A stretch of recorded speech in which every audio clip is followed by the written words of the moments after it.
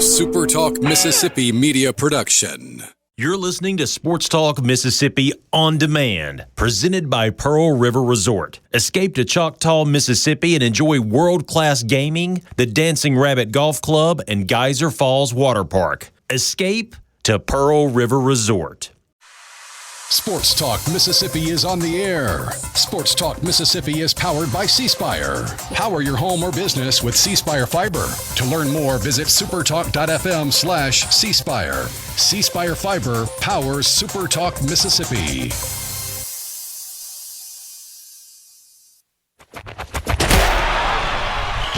To the junction, in the Grove, and to the top. This is Sports Talk Mississippi. On your radio and in the game, right here on Super Talk Mississippi. Since we signed off on Friday, Mississippi State played a game, got beat up in that game, but they played a game. Kamario Taylor suffered a devastating injury until he didn't. He's the bionic man, as it turns out. Basketball happened.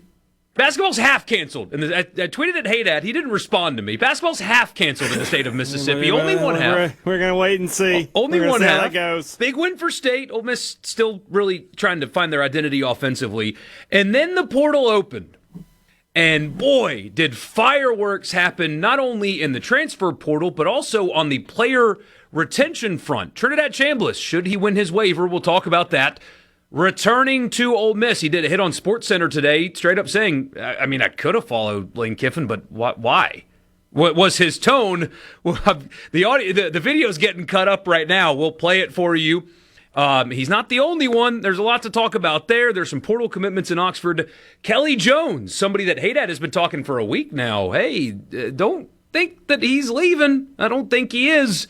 He is not leaving. Player retention happening in Starkville. Portal commits happening in Starkville.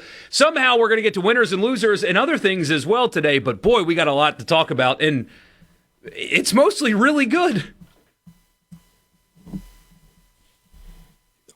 Happy New Year, boys. Yes. Happy New Year. Got a month without Richard Cross. It was a crossless Christmas for us. Not now quite a month. It's been a while, though. Yeah, it's been a while. Last time I saw you, we were in Tupelo at Stone's Jewelry. No. Is that right? No. You were in Oxford. No, I had blocked that out. Never happened. There you go. I believe that was December the 19th, Something I think like it that. was. Something like that. So, yeah. Richard is here. I'm here. Michael Borkey is here. We are all here in the Pearl River Resort studios, pearlriverresort.com. The holidays have come and gone, but you can still have a great time with friends and family anytime you're at Pearl River Resort. Great shows, great food, great times. It's all there for you at Pearl River Resort. Book your stay this weekend, next weekend, whenever at pearlriverresort.com. C Spire text line open to you, 601-879-4395. Your team has you covered on the field. C Spire has you covered everywhere else. With the best technology for home, work, and on, backed by local 24/7 customer support. Learn more at cspire.com. C Spire, inspired by you. House cleaning note before we get started. Thursday, because I don't know if you guys knew this, Ole Miss is still playing football despite the portal and all that stuff happening. The semifinal game kicks off pretty early here, 6:30 kickoff. That means the airtime for the radio broadcasts happen a couple hours earlier than that. We will go live on Thursday at 1 o'clock. 1 o'clock Thursday, you will get Sports Talk Mississippi up until the game broadcasts take over on the radio. So about a 3.5-hour edition of Sports Talk Mississippi, but starting at 1 o'clock on Thursday instead of our usual 3. So set your reminders, whatever. Hadad and I will Just be live. messing with my lunch schedule is all we're doing. Hadad and I will be live. Oh, I still have you listed as Robbie Falk. I've got to fix that. Hadad and I will be live. I was here Friday. How is that still there? I didn't save it. I didn't save the adjustment. This guy. Hadad and I will be live 1 o'clock on Thursday, getting you ready for the college football playoff semifinal, which Ole Miss is a participant. That is still pretty incredible to say. And hopefully, for a little while, if you guys will have me, I can join you from Scottsdale /Phoenix/Glendale. I keep getting that wrong. I keep saying Tempe. It's like that was the Fiesta Bowl 15 years ago. Why do you keep saying Tempe? Back when it was played in Sun Devil Stadium, which I'm sure has a corporate name now.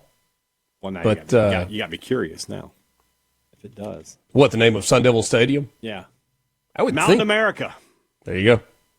There you go. There you go. So where do we start, guys? I mean, truly, what is? I think the story of the day to lead our show needs to be, barring waiver, and again, we'll talk about that. Trinidad Chambliss not going to enter the transfer portal, not going to follow Lane Kiffin to LSU. Again, if we can get the clips in time, you will hear some, why did anybody think that I was going to do that in his tone. But Ross Dellinger broke it this morning after Pete Golding kind of broke it himself National Sports last Writer night. of the Year. National Ross Sports Dellinger. Writer of the Year, Ross Dellinger. Saw Congrats him, to him in the Superdome, and he was working hard. Patted him on the shoulder. He didn't realize that anybody patted him on the shoulder at first. He was typing so hard after the game. But Trinidad Chambliss returning to Ole Miss, that is, for many, many reasons, a big deal. Should he win his waiver? We'll talk about it. And the most important thing is you could not get a better quarterback in the transfer portal. He has gone from really, really good when he first started games at Ole Miss to he put out possibly the greatest individual performance for that position in the history of the college football playoff. Getting that guy to come back to your school is massive. It's a huge deal. I mean, the story of Trinidad Chambliss is well chronicled at this point. You know, from what he did at Ferris State, that there is that massive caveat where the NCAA has to rule in your favor. And it seems as if people have gone from not terribly optimistic that they are going to do that to actually quite optimistic that it's going to happen, that waiver is going to be granted. I don't know how much of that is because Tom Mars is now representing Trinidad Chambliss. He seems to be pretty good. And I mean, oh, how the turntables, hey, Dad. I mean, what a full circle moment for Tom Mars, from villain to hero. Because everybody hates the NCAA. If your enemy is the NCAA, everybody's. The enemy of your enemy is your friend. And we've been talking about this for weeks, right? I know that the NCAA does initially get to decide whether or not he gets a waiver, but considering it's not just like he's out of eligibility, he did have a medical issue that prevented him from playing football. And so it's a medical hardship situation. You can find the right judge in the right Southern District of whatever that will look at that and say, medical hardship, only played in 2 games. Your rules say that, no, he's going to get another year. So even if the NCAA denies it, Tom Mars doesn't lose to the NCAA in court. And I kind of have a feeling that they're going to find the right place to file a suit against the NCAA, and they will win. So even if it gets denied, that doesn't end the story. No, I don't think so anyway. And, you know, the NCAA's track record in court is not sterling. Is not exceptional. It's bad. It's horrendous. I mean, it really especially, is. I mean, how happy is the average lawyer when a lawsuit comes across their desk? We're suing the NCAA? Oh, yes. Honey, yes, we can get a pool this year. Fill in the blank versus NCAA is a case that I will take on retainer. Yes, more than happy to happy to do that. So yeah, but that, Borkey, I think is only a piece of the puzzle, because you've also got reporting that Kewan Lacey has signed a deal to extend his time in Oxford. His quotes over the weekend, you shouldn't read too much into player quotes, especially in this era, but you could. There was a lot of, oh, wait a minute, that guy has no intention of leaving where he is the way he's talking right now. And the other side of that is when you see LSU retaining Harlem Berry and they picked up another transfer portal running back today, that's a really good indication that Kiffin probably feels like it's not happening. I got to move on. Even if, just staying on Trinidad and retaining him, it's big because he's an elite player at this point. It's what he's become. But also the perception. Because remember when Lane Kiffin left Ole Miss? Remember what was said? Oh, he's going to bring a lot of offensive players with him. And there was a lot of, what is Ole Miss without Kiffin? They're going to go right back to the bottom, right? That was the talking point. Is, Pete Golding, it's the next Zach Arnett. Remember that talking point too? And this shows you that a key offensive player, the quarterback even, has looked at the situation that he is currently in or about to be in, has met with John David Baker and the new offensive coaches, and decided, I don't need to be anywhere else than where I am right now. That sends a message to any doubters of Pete Golding or what Ole Miss has become. It sends a message to all of them that the success over the last few years was not just because of one person. And the belief in what they are currently building is greater than chasing whatever is happening at LSU. For the perception of him staying is significant for Ole Miss as a program and a brand. Is it significant enough that it was worth it even if you had to overpay? Yes, absolutely. You get to a point on a certain player because of perception or because of the battles that you're fighting over and over, you just say, you know what? Maybe you're overpaying for this position, but do what you got to do to get it done. That's very much a hometown kind of thing, though. Like for State with Kelly Jones, with Ole Miss with Kewan Lacey, you have to overpay sometimes. Yeah. Quick timeout. We got more coming up. Sports Talk Mississippi in the Pearl River Resort Studio. From the Venable Glass happening in Mississippi sports, you'll hear about it first, right here. Sports Talk Mississippi.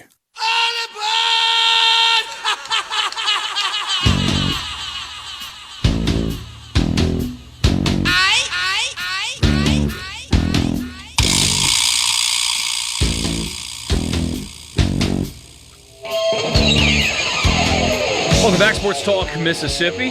Borkey, Hadad, and Cross with you. So, don't know yet on whether or not Trinidad's going to get his waiver. Tom Mars is very confident, even if it gets denied, the story's not over, etc. We've gotten a few questions on the text line about backup plan if they don't get it. As I understand it, they expect, regardless, Deuce Knight to come. And maybe somebody offers him, hey, you are guaranteed the starter at this Power 4 school, then maybe that changes. But that is the expectation, is for him to arrive. But if for whatever reason the Trinidad thing falls through, they need to try to find another quarterback.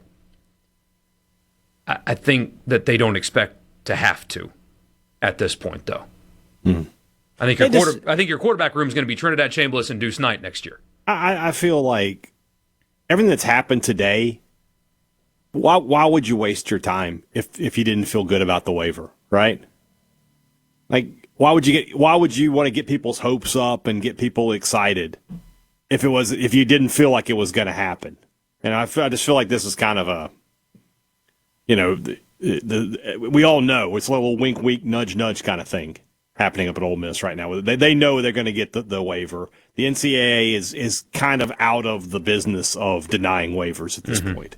So, that's where I would think. I think they must feel really good about it. Otherwise, they wouldn't want to, come back in a week and be like, yeah, well, we were wrong. I don't think they want to do that. And especially now, for whatever it's worth, and it may not be worth anything, but public perception of this decision from the NCAA. Yes, he's going to get paid a lot of money to play football at Ole Miss next year. A lot of money. The dollar amount that some of you would be disgusted by, because some of you are just disgusted by players getting paid. And he's going to get paid a lot. But you don't even have the angle of, he's just trying to get another year to just leverage the portal and go to the highest bidder, and he just wants more money. No, he's staying exactly where he is. You've got the quotes from him on SportsCenter today talking about, he said that he owes it to Ole Miss because they embraced him and his family since he arrived on campus in April when nobody knew who he was. That's the messaging that's getting put out today. And so if the NCAA denies this guy that was sick, it's documented that he could not play because of I was going to say a respiratory illness, but it was mononucleosis. Is that respiratory? Yes. And knocked him out, right? So it's not like he's chasing an extra year just to chase a bag, right? He actually missed time because of illness, and he's not trying to put his name in the portal and just get a bunch of money and start a bidding war. It's like, no, I'm so happy. The perception is, oh, I'm so happy where I am. This is where I want to be. I wouldn't think about going anywhere else, and I just want another year. And if you're the NCAA and you deny that, everybody already hates you. They already think that you are a terrible place. And now this guy's lighting up. He's a great story, D2 to this, lighting up the Sugar Bowl. It's just, on top of everything else, it's a PR loss if you deny his waiver as well. Well, and the NCAA probably is fairly immune to PR losses. Yeah, because that happens on the regular. Marty in Portland says Ferris State evidently hasn't agreed. I've seen a little buzz about that. I don't think it's that they haven't agreed. I think it's just maybe that they haven't followed through with some of the paperwork, medical paperwork. Surely they wouldn't stand in the way. This is a good story for them. It's a great story for them, and they've been very supportive and have kind of, been like, hey, we're cheering for you from a distance. Go be great. That seems to be the attitude. And, oh, by the way, the guy that followed him at quarterback just led them to another national championship this year. Yeah, they didn't exactly lose out, yeah. No reason for sour grapes on that end of things. But I think Tom Mars, in that lawsuit, or the excerpt from the lawsuit that he posted on X, didn't he kind of outline some of the medical issues and the medical concerns and pointed out that they had provided all of the records that the NCAA could ever want and 91 more. pages. Yes. So you get a 91-page file. Do you even look through it? You're just like, all right, they've got their I's dotted and sure their T's crossed fine. just to prove it. Let it go. Probably so, yeah. Yeah. And what he returns to is this similar, if not the same system as well. I mean, it's John David Baker is a Kiffin disciple. The offense is the same. Now, it's a different play caller, but he's got multiple years of doing that, and that ECU offense was pretty awesome. And so there's a lot of familiarity there. It's not like he's going to have to go through an adjustment period at all. There's familiarity with the offensive line that's going to be in front of him. I think one of the tackles is going to come from the portal. The other one probably already on roster. The 3 interior guys all staying as of right now. I think that's done for all 3 of them. The center's coming back already. Think right guard is done. Anyway, so continuity with the offensive line. As of right Apparently, now, Patrick Kutas is a hot commodity in the transfer portal. And I think that there's no concern anymore about the possibility of LSU poaching him.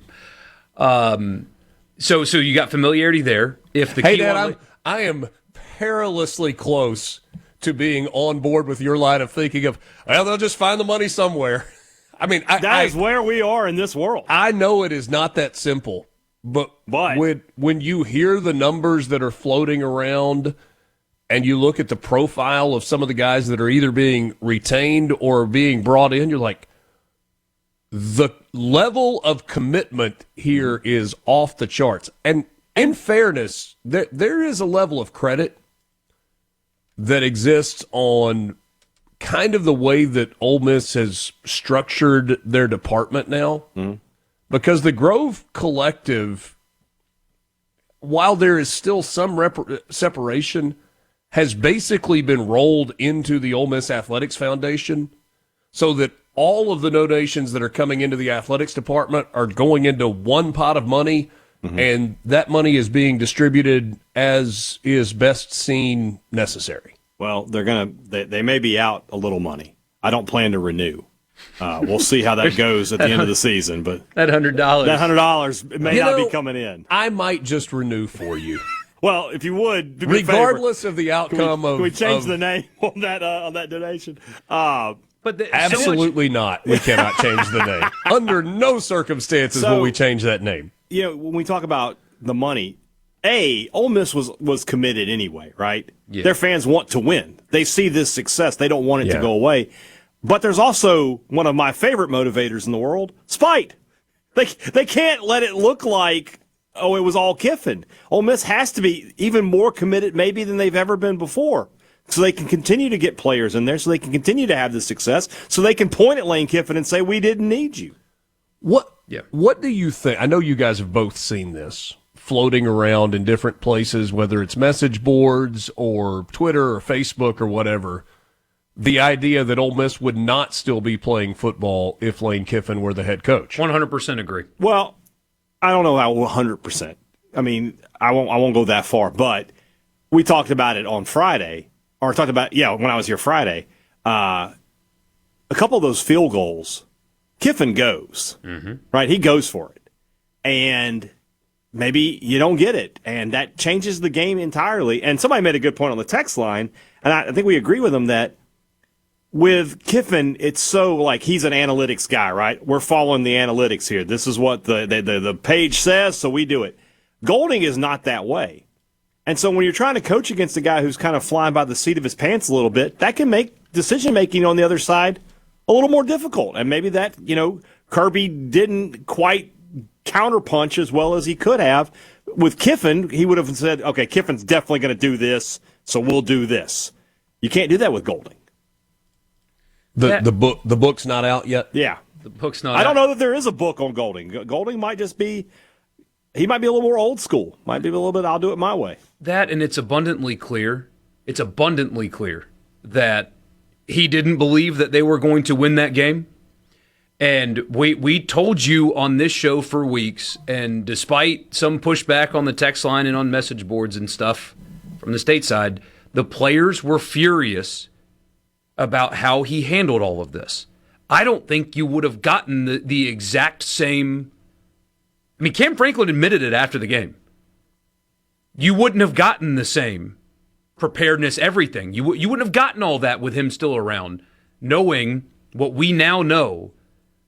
The players, by and large, there's going to be still a couple that'll go with him to Baton Rouge, much fewer than our friends in Baton Rouge thought were going to go with him. A lot fewer, a whole lot fewer. But there'll still be a couple. But do you think there's a scenario where Lane Kiffin ever imagined that this would play out at the end? Never. The way it is playing out? He didn't think that they were going to beat Georgia. Levels. He didn't think they were going to beat Georgia. Otherwise, he thought he'd have his full staff back in Baton Rouge by now, and that he'd be working the. Now, there's no way he'd counter on that. No. Like the one thing he didn't count on happened. Ole Miss won the game. It's clear that the players either A, had no relationship with him, which we've told you that too, or B, were furious about the way he conducted himself. I don't think that would have been a tenable situation weeks into this. It wouldn't have gone down this smoothly. There's a 0% chance it would have gone down like this. Sports Talk Mississippi. We'll be back.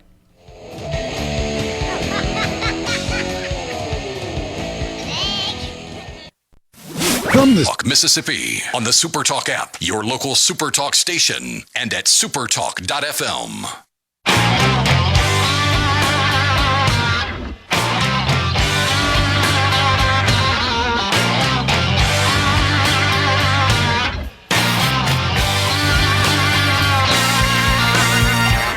Sports Talk Mississippi.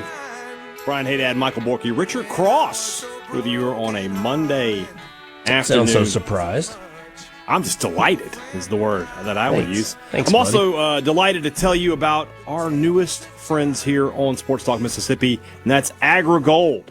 Mississippi is a farming state. It is an agriculture state, and everything in agriculture begins with the seed. That's why AgriGold is 100% focused on seeds, delivering trusted genetics and solutions-focused support to help you get more out of every acre of your farmland. When we're talking about agriculture in this state, whether you're growing or whether you're feeding your livestock, it all starts with the seed. And that's what AgriGold is all about. And if you are looking to find a new provider for seed for your farm, we want you to call our friend Kerry Baker today at 662-836-7417. He's your local AgriGold representative. Or you can visit agrigold.com to explore seed solutions and agronomy resources. Plant your legacy today with AgriGold. Good question on the text line here. And this is the next layer to it, because we learned over the weekend also that the merciful Lane Kiffin, his mercy, remember that was the spin, is he's allowing all of his coaches. He cares about the players so much that he no longer merciful. It's like Maximus. Only Charlie Weiss Jr. and Kevin Smith were at practice for Ole Miss yesterday. Apparently there's a line of thinking that the others will show up on game day on Thursday and do nothing. But be there just for the sake of being there, I suppose. It's good work if you can get it. But we get this right here. Don't know why they're keeping Kevin Smith around, because he's only there so he can be in Lacey's ear. And if I was Pete, I would tell him to kick rocks. This is just a question. Richard might be able to add more, because I am asking a question out loud here. What if they already know what Kejuan Lacey's doing? They already know he's staying, and so it's totally fine that Kevin Smith is hanging around. And Kevin Smith was the one that was reluctant to go to Baton Rouge right away anyway. Remember, he didn't sign right away. He didn't go right away. And he has been very adamant, like fist to table, I am seeing this through type stuff. So maybe from the Ole Miss perspective, it's like, I already know what Lacey's doing. He can't take him. And he is defying the orders of his head coach now to stick this out. I'm going to let him. I don't know if that's true or not, but yeah, I don't know if I've got better insight to that. I had somebody tell me that not sure what the case was going to be with Joe Cox.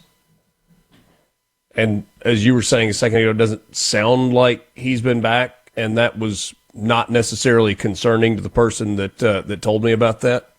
Patrick Carter's been serving his role for weeks now. With tight ends or wide receivers? No, was wide receiver. Patrick Carter's been doing wide receivers, and then somebody else has been doing tight ends for weeks now too. Yeah. And the other thing that you've got there is John David Baker is on staff now and is an offensive coordinator who prior to that was a tight ends coach. In that system, at that school. Yeah. So I don't think there's a whole lot of concern about that particular position. I guess wide receivers, that was George McDonald, is that right? And Carter's the one that's been coaching wide receivers. Did I have the keeping up with the assistants that come and go. George McDonald was the wide receivers coach at Ole Miss before Lane left for LSU. Patrick Carter, after the Tulane game, posted first win as interim wide receivers coach, and that raised my eyebrows. And well, then there was a player that two players. It was Stribling and Wallace popped up, and we're like, "That's Coach Patrick Carter," or something along those lines. That's my guy right there, and we got confirmation yesterday from one of the receivers that he's our receivers coach. He's the guy. He's been the guy. So. I don't think we've heard enough from Pete Golding yet to know what is coach speak and what isn't. My gut is that there's not a lot of coach speak with Pete Golding. By the way, one thing, I seriously doubt that Pete is listening right now. I'm assuming that there are other things that are taking his time. I hope that whoever is coaching him in terms of media training, and clearly there has been some, because he's done a really, really good job with the media. I mean, you can tell the difference between the conversation we had with him back in August and how he talks now, just the comfort level and getting his message. I hope they don't take away his personality. Because the fact that it's a little raw and it's a little ball coach and like that's really good stuff that resonates with fans. I hope they don't try to whitewash that, scrub it all away. That's what happened here at Mississippi State with Zach Arnett, and it was very, very noticeable, and I think it played a big role in his downfall. Yeah. I don't think that's going to happen. I'm just saying very publicly, I hope that it doesn't happen. Having some personality is not a bad thing at all. No. But I guess the point that I was making was I don't think we've gotten enough from him yet to have a good idea of, okay, what's coach speak and he's just shooting straight with you. In the first press conference leading into the Fiesta Bowl, you had some national reporters, I think it was Heather Dinich, maybe. It was her. That were kind of trying to drill down on the staff stuff. Who's not coming back? Who's back? Who's going to coach? And he was like, y'all are making a really big deal of this. We got plenty enough people out here to get ready for this football game. That's not a concern. That's a concern for you because it's a story that you need to write. And he wasn't disrespectful in the way that he said it. I don't think that was coach speak. I think they were very confident that they had enough bodies. And goodness gracious, if you don't in this age of college football as an SEC program, I mean, everybody's got like 30 analysts. Surely you can coach all the position groups, especially when you have a head coach who is also a defensive coordinator, and you have your offensive coordinator who has adamantly said, I'm seeing this through to the end. And I'm not so sure he doesn't have that in writing in that memo of understanding that he signed at LSU. I'd be willing to bet that as well. And yeah, so he also did something yesterday too that I thought was, frankly, it was funny, because he was asked about the assistants, and his answer was, and I'm paraphrasing, but this is what he said: I expect all of them back, but I don't employ them. I expect all of them back. I got a kick out of that. And so what Pete Golding did was painted the merciful into a corner, because remember, that was the thing is, oh, look at what Lane cares about the players. Look at how selfless he's being. He's letting all the assistants there until Ole Miss beat Georgia. And then he wouldn't let them back, right? Pete, this weekend, I want them all back. I expect them back, but I don't employ them anymore. What he's saying is it's on Lane to let them come back. And they didn't all come back. So Kiffin looks so bad in all of this for a lot of reasons. It, again, just another swing and a miss from Ole Miss's former head coach, who did not expect them to be in this spot. He never thought he would have had to make that decision, and now he looks petty. And it could be that some of those coaches who didn't come back were like, I've really had enough of this. I'm exhausted. I just want to go coach at one place. That's possible. Or maybe it was Lane that said, not doing it.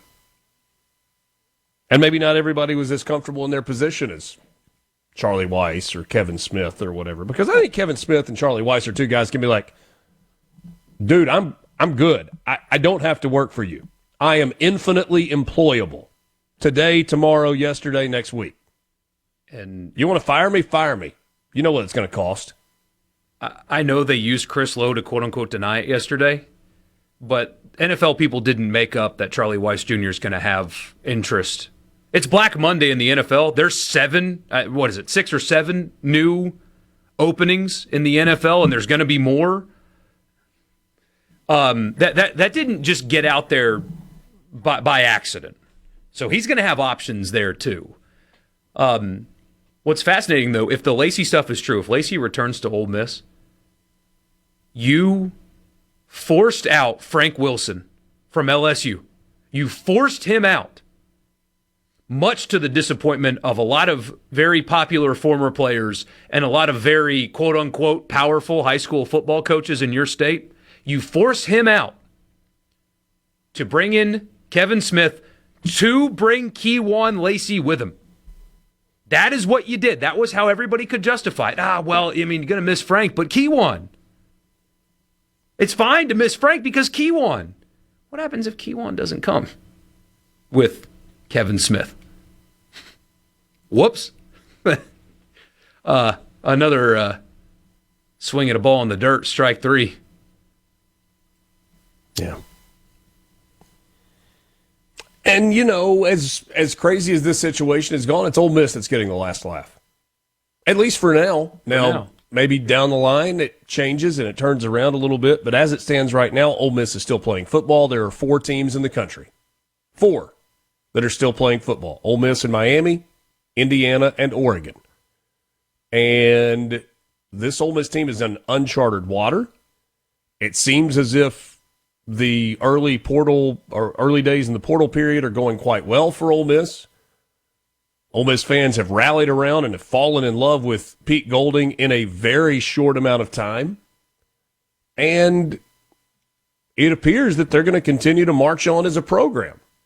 Will they be able to sustain it year after year after year after year? I don't know. But it does feel like people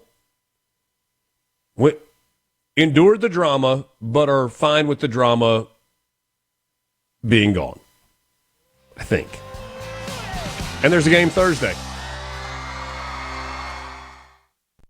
From the best sports talk in the state. It's the best thing. Say that again. We the best on 3. 1, 2, 3. We the best. Sports Talk Mississippi. Super Talk Mississippi.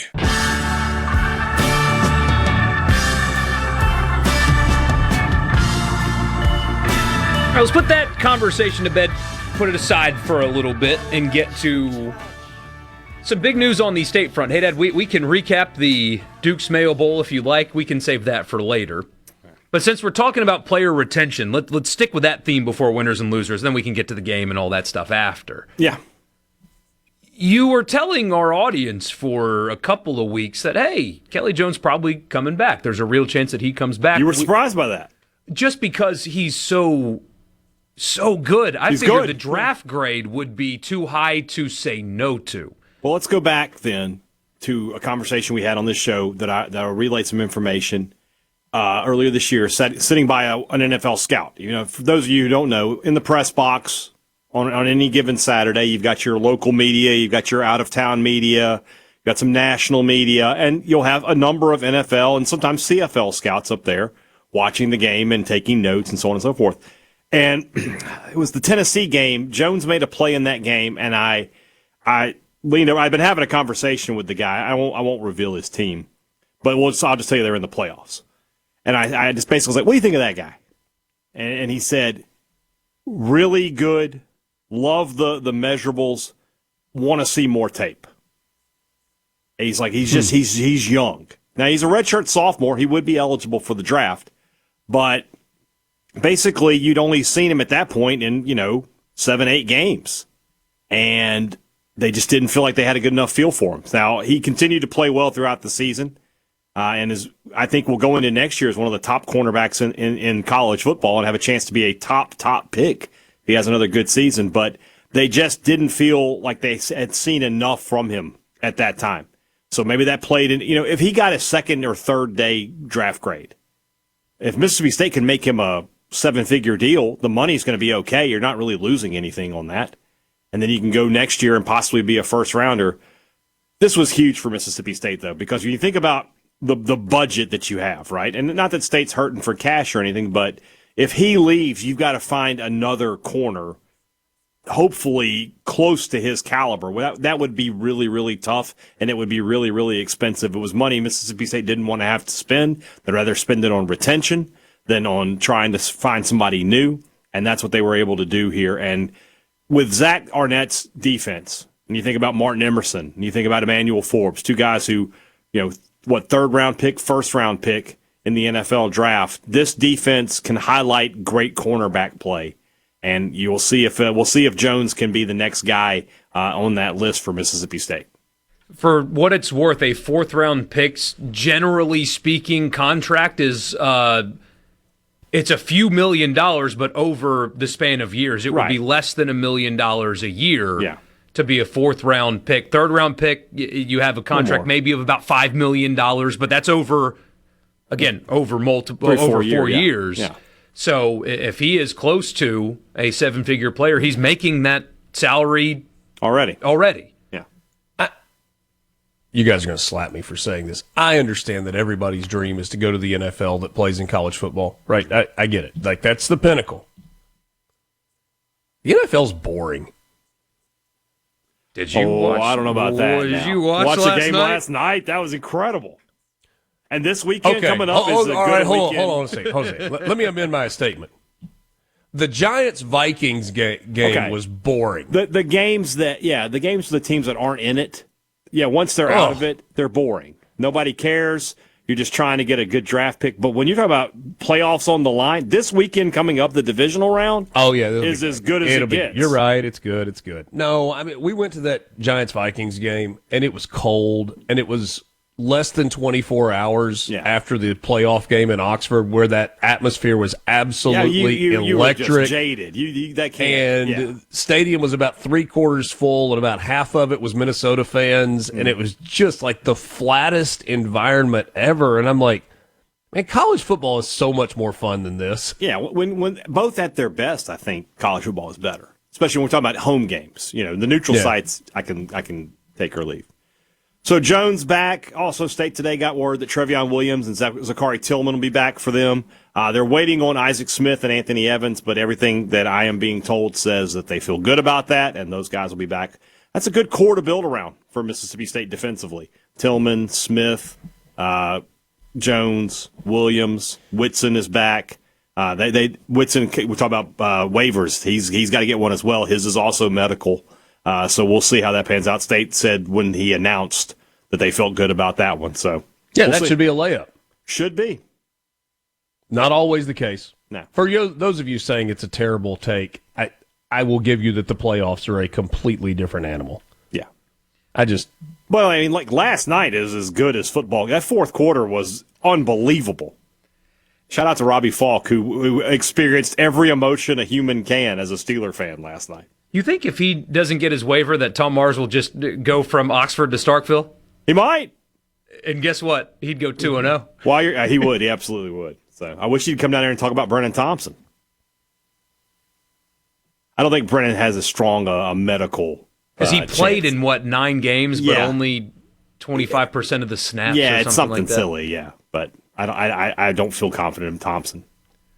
Winners and losers to start next hour. We will do that when we come back. Sports Talk Mississippi, Pearl River Resort Studio. Start sending them in. 601-879-4395. Winners and losers on the C Spire text line. I assume there's a lot of those incoming. We'll get to those after the news.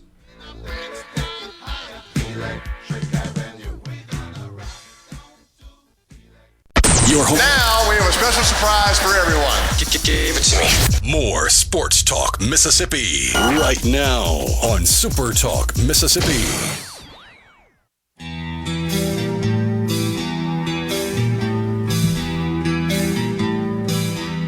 Somebody hand me a cold beer and a kendo stick. Let's go. Sports Talk Mississippi. They don't get it. Somebody might. Brian Hadad, Michael Borkey, Richard Cross on a Monday. Right now at Ag Up. Let's keep that going. See if I can make this work around this.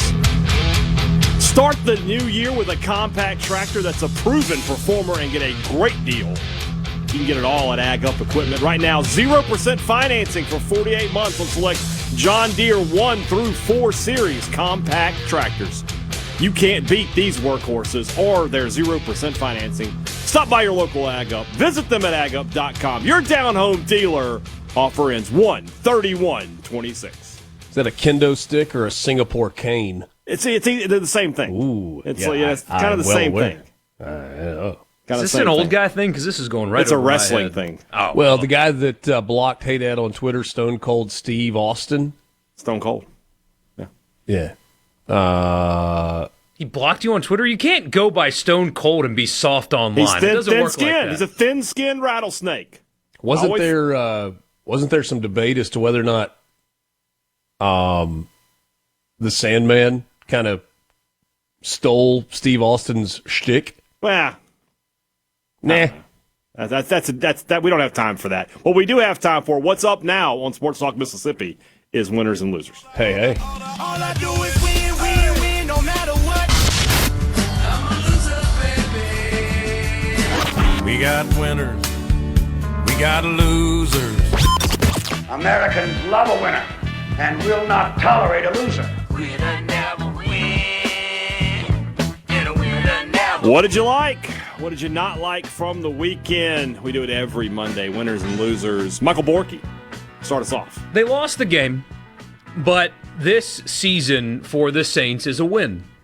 I've never been so happy to be 6-11 in my life. You can't call him a franchise quarterback yet because that is a big, big, big label. But what Tyler Shuck has done this year has told you you're not desperate to go draft another one. You've got a guy that you think that you can start building around. He was really awesome this year, considering he's a rookie and the team that he's been playing around. In last year's draft class, I mean, you got a bookend offensive tackle, you got a linebacker of the future in Stutzman. Jonas in the secondary, a 4th-round pick. You got him, and he looks promising. There's a lot to like about the young group of Saints right now, but it starts with your quarterback. Tyler Shuck yesterday was throwing to a bunch of UDFAs and Uber drivers, man. He was getting blocked for by a bunch of guys that, while they're trying to get on the Birmingham Stallions roster, are delivering pizzas, and he still looked good and comfortable. And also, the stuff that Derek Carr never did, in his exit interview today, he was asked, what are your offseason plans? He's like, I'm not going anywhere. I'm staying right here. He's like, Mardi Gras coming up. Yeah. You think I'm leaving the city? No way. So he's doing the other stuff as well. You have a quarterback that you can build around. You've got a top 10 pick that I would trade out of But there's a lot to like about the future of the roster. It is young, and suddenly it's talented almost. Yeah, I'm excited for the Saints' future. You don't think Estime's 8 is a stud, good by the spot way. to pick? I mean, it just depends on what's there. You know, if you can trade back, they need a running back, they need a receiver, need some defenders, but we'll see what's there. Ole Miss fans are going to get a really good look at somebody that the Saints media group is going to talk about a lot. If Reuben with Bain is there, that's a guy you could go after to be a pass rusher. I mean, I need another year of Cam Jordan like I need air. He's going to get it. I want it. Richard, give me a winner. I've got to rewind to Thursday night. And there was a lot. No, we covered all that. Well, no, I'm just going to go back to it because I wasn't here. But I'm not going to go on the field because it would be very, very easy to give you a kicker, a defensive lineman, or a quarterback, or receivers, or whatever. There were a lot of winners. Ole Miss fans, man, what you created in New Orleans, in the French Quarter, outside the French Quarter, in Uptown, in the Dome, was incredible. I told Borkey this earlier today. I was at the LSU-Clemson national championship game, and that was a decided home field advantage for LSU, as you would expect it to be. The Dome was no louder on that night when LSU was winning a national championship with the best college football team maybe ever than it was last Thursday night. And I really, really don't think that's recency bias. I mean, it was impressive both. And then I'm so interested to see what the crowd's going to look like in Phoenix. I heard from a person in the ticket office indirectly that the expectation is that the crowd of Ole Miss people is going to be shockingly big. It's a hard turnaround. It's an expensive trip. A lot of people had 6 days to get ready for it. I don't know what it's going to turn out to be. I don't know if it's going to be 20,000 or 25,000 or 30,000 or what the number is going to be. But all of you who are rearranging your life and dipping into retirement funds and taking out second mortgages or pulling out HELOCs to pay for all this, good for you. Congratulations. A home equity line of credit. I wouldn't know. Yeah, well, you have equity in your home. I do. I I just didn't know what it was. Yeah, you can take money out of that if you wanted to. Well, you still have to pay it back. I probably shouldn't do that. Yeah.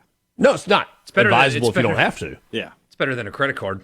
Yeah, well, no doubt. The APR and the rates on a HELOC slightly different. Much better. Much better. Yeah. I'm sure. I do have a friend that went to Ole Miss that lives in California now that hadn't been to a game in years, and he and his family and a big group are going because it's just easier for them to get to. So there might be a lot of that mixed in there as well. Do you agree with our we talked about this Friday, Richard? They got to set these bowl games up or these playoff games up and be looser with who's going where. In other words, the Peach Bowl should be Ole Miss and Miami. Yeah. Think about Oregon's travel, man. Yeah, Oregon having to go all the way to like this is silly. You're gonna pass Glendale on the way. Just let them go there. And the same thing with the first round. Like Texas Tech should have been in the Cotton Bowl. I mean, there's no reason for them to not be there. They earn some sort of home field. They're the higher seed. I wish we were a little looser. We don't have to lock in who's playing where. Everybody's making these adjustments at the last minute. You know, the hotel rooms are going to be available. You can make it happen. I wish they would do that. All right, my winner, and I'm sure we'll talk a little hoops a little later, but Mississippi State, look, it's been a rough few months for Mississippi State. All right, it just has. They needed something, and they got it on Saturday night in Texas, 101-98. Josh Hubbard, SEC Player of the Week today, 38 points. He and Jaden Epps. 10 in overtime. Yeah. I wish Epps had been here last year because that guy is a real difference maker. But I feel like State's, again, I don't think they're a tournament team. They got a long, long way to go. But they're playing better. And they would be on a really long winning streak if Josh Hubbard hadn't gotten hurt in Tupelo and they lost that game to San Francisco, which is really their only bad loss. Today, Andy Katz put out his top 37, power 37, whatever it is. I don't know the formulas for it, but State was 37th. And I thought that was interesting. Big games Wednesday at the Hump against Oklahoma, who's a good but not great team. That's a winnable game. You do have to follow that up with a road trip to Kentucky, and then Alabama comes to Starkville. But getting that win was something Mississippi State needed, and they're playing better basketball. Maybe Chris Chan's just a good coach and kind of took some time, but he figured it out. And we'll see. Got a loser? Oh, yes, I do. The New York Football Jets. Coached by a guy that wouldn't even entertain the Saints opening because the Jets are much more aligned with what he was trying to do.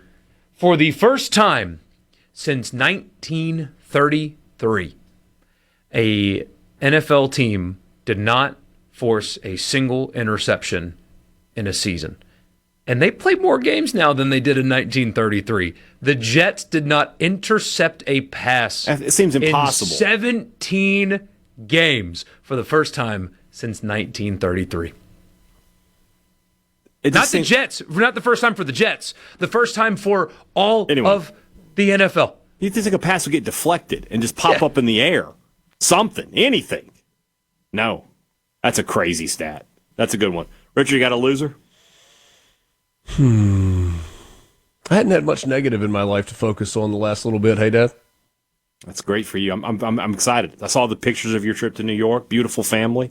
It's like y'all had a great time. Life is good. Yeah. Life is good. Travel costs, maybe? Yeah. Going back to our previous comment about Ole Miss fans being winners, losers, your pocketbook, your savings account. Whew. But Borkey is the champion of the fan, and it is a moniker that I think he wears with pride. You've been saying this for a long time. I mean, it is real. To try and go on one of these journeys all the way through, it's not easy.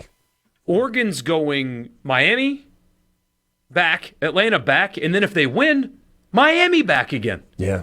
I mean, Ole Miss's road is relatively easy compared to somebody like Oregon or even Miami's. Yeah. Your winners and losers, a bunch of them on the text line. Too many to get to all day, but we'll try our best when we come back.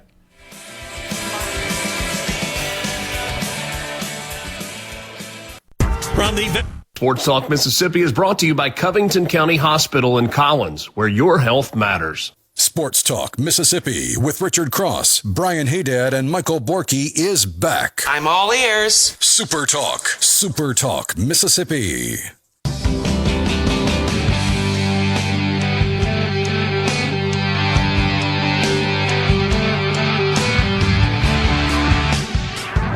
All right, to the text line we go. The C Spire text line 601-879-4395. The first one, winner.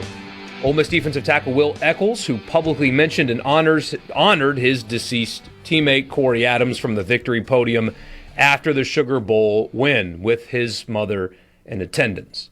That was a really cool moment for something that frankly was not talked about enough during the season, and to see that end in New Orleans, in Louisiana, where he's from, with his family in attendance, to get that recognition from the victory stage was a really cool moment.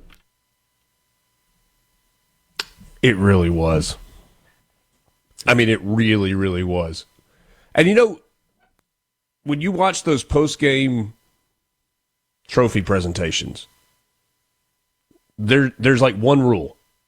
The reporter never lets go of the microphone. Yeah. And it has created some really awkward moments on stage where you got a coach or a player and like the reporter's trying to hold it back. Will Eccles was done with his remarks and then asked for the microphone. I don't know if I have no idea if it went out over the television broadcast, but they kept the PA on in the stadium.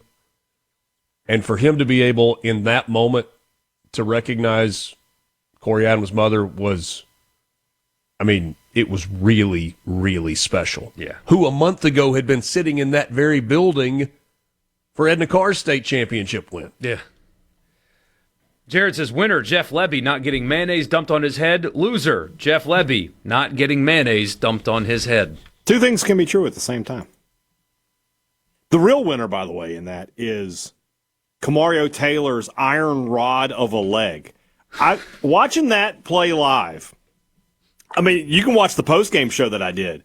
I'm convinced that everything Mississippi State has planned for NIL, they're going to have to change because now they got to go find a quarterback. They got to somehow convince Luke Kromenhawk to stay in Starkville. I don't know if Kamario Taylor's ever going to play football again. It was that bad. And then 20 minutes after I'm done, Robbie Falk's like, yeah, here he is walking out with no cast. Like, okay, never mind. He's Superman. He needs to be studied by science. That's like a go to the CDC or something. The state was this far from 2026 and Jeff Lebby being done. Like a wash, almost. Yeah, I mean, if you don't have Kamario, I don't know what you're doing because you got to completely rethink your NIL plan. Yeah. How about this one? I got this email earlier today. Proud of my alma mater and its leadership, my high school alma mater. An email on Oxford School District letterhead. Dear Charger Nation, the Ole Miss Rebels have officially advanced to the semifinals of the college football playoff, a truly historic moment for Ole Miss, Oxford, and our community. As Oxford and Ole Miss are so deeply connected, the Oxford School District is proud to support families who want to be part of this once-in-a-lifetime experience. Students who attend the semifinal game will be granted an excused administrative absence for Thursday and Friday, January 8th and 9th. They've just got to show a screenshot of their game ticket to have their attendance updated after the fact. Enjoy the trip, cheer loudly, represent Oxford well, and most importantly, go Rebels. That's pretty darn cool. That was a submission for a winner on the C Spire text line. Louis says Trinidad Chambliss for his impersonation of magicians David Copperfield, David Blaine, and Harry Houdini all rolled into one. His performance was magical. By the way, if he had not announced today that he was going to come back to Ole Miss, that AT&T commercial would be like a really bad look. It'd be hilarious. It'd be really fun. Man, loser Lane Kiffin, he's getting stuffed in a locker. It's clear that there was a plan that involved Ole Miss losing. And since they have not lost, the plan is, yeah.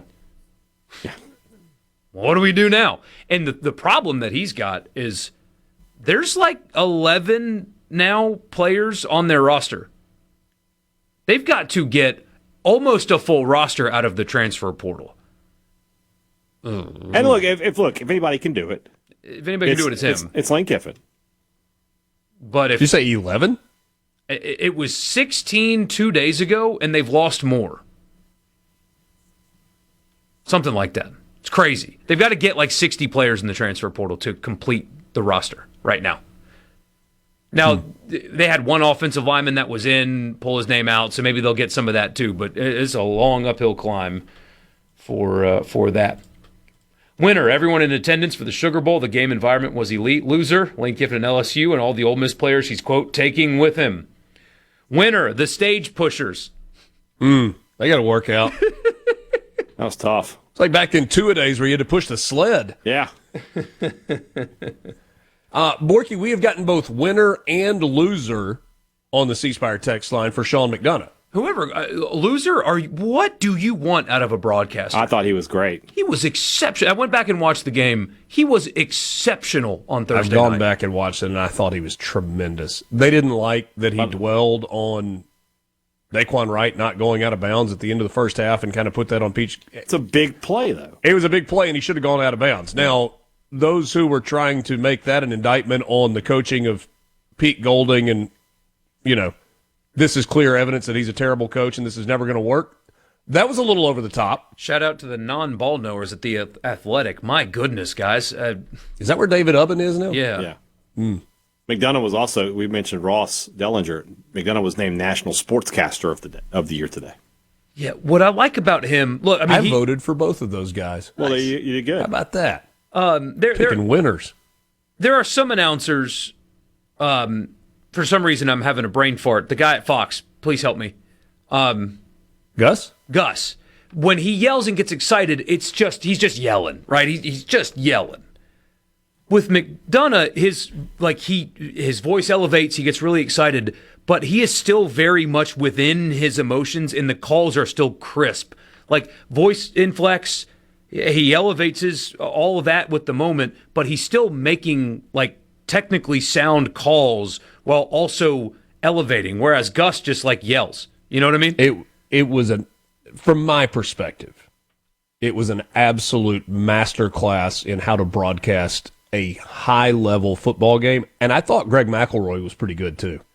I know there are a lot of people that don't love McElroy as an analyst. I thought he was really, really good the other night. They were enjoying it as well. You could tell. They're having it was like, we get to be here for this. This is incredible. And that came through. That's really cool. Really cool. Loser, the SEC postseason record. Not good. Bad. Not good Bad. at all. Is that 4 wins, including Ole Miss over Georgia? Yeah, but that's also a loss.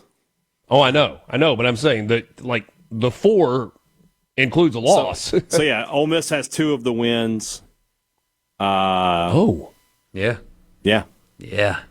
What was our stat the other day? Pete Golding has more as what? No, the only 2 SEC coaches that have more playoff wins than Pete Golding are Kirby Smart and Nick Saban. Mm-hmm.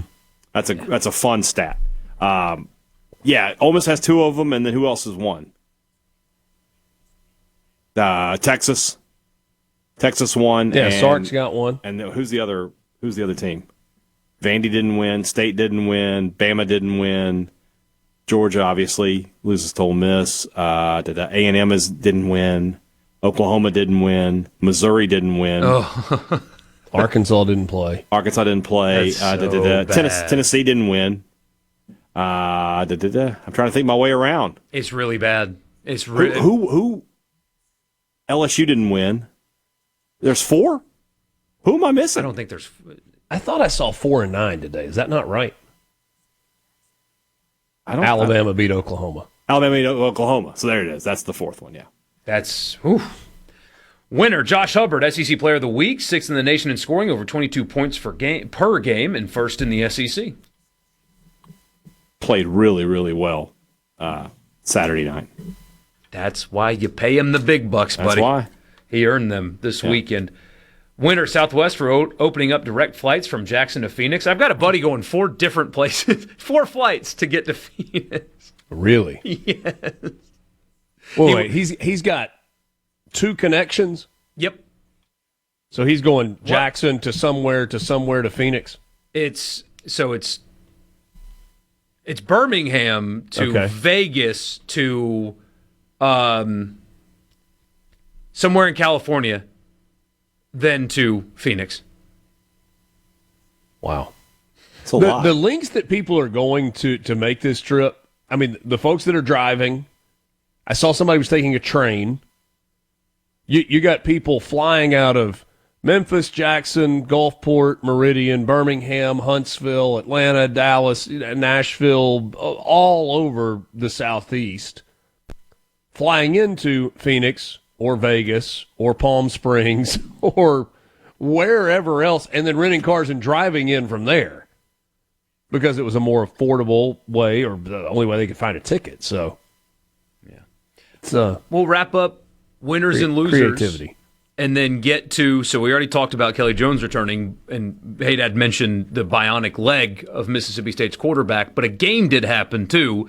So after we wrap up winners and losers, we'll try to stomach talking about that when we come back as well. Sports Talk Mississippi in the Pearl River Resort Studio.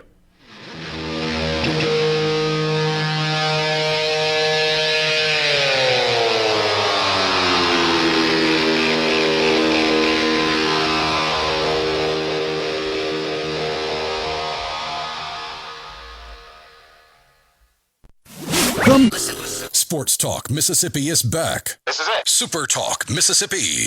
Pick me up, love. Pick me up, love. Every day.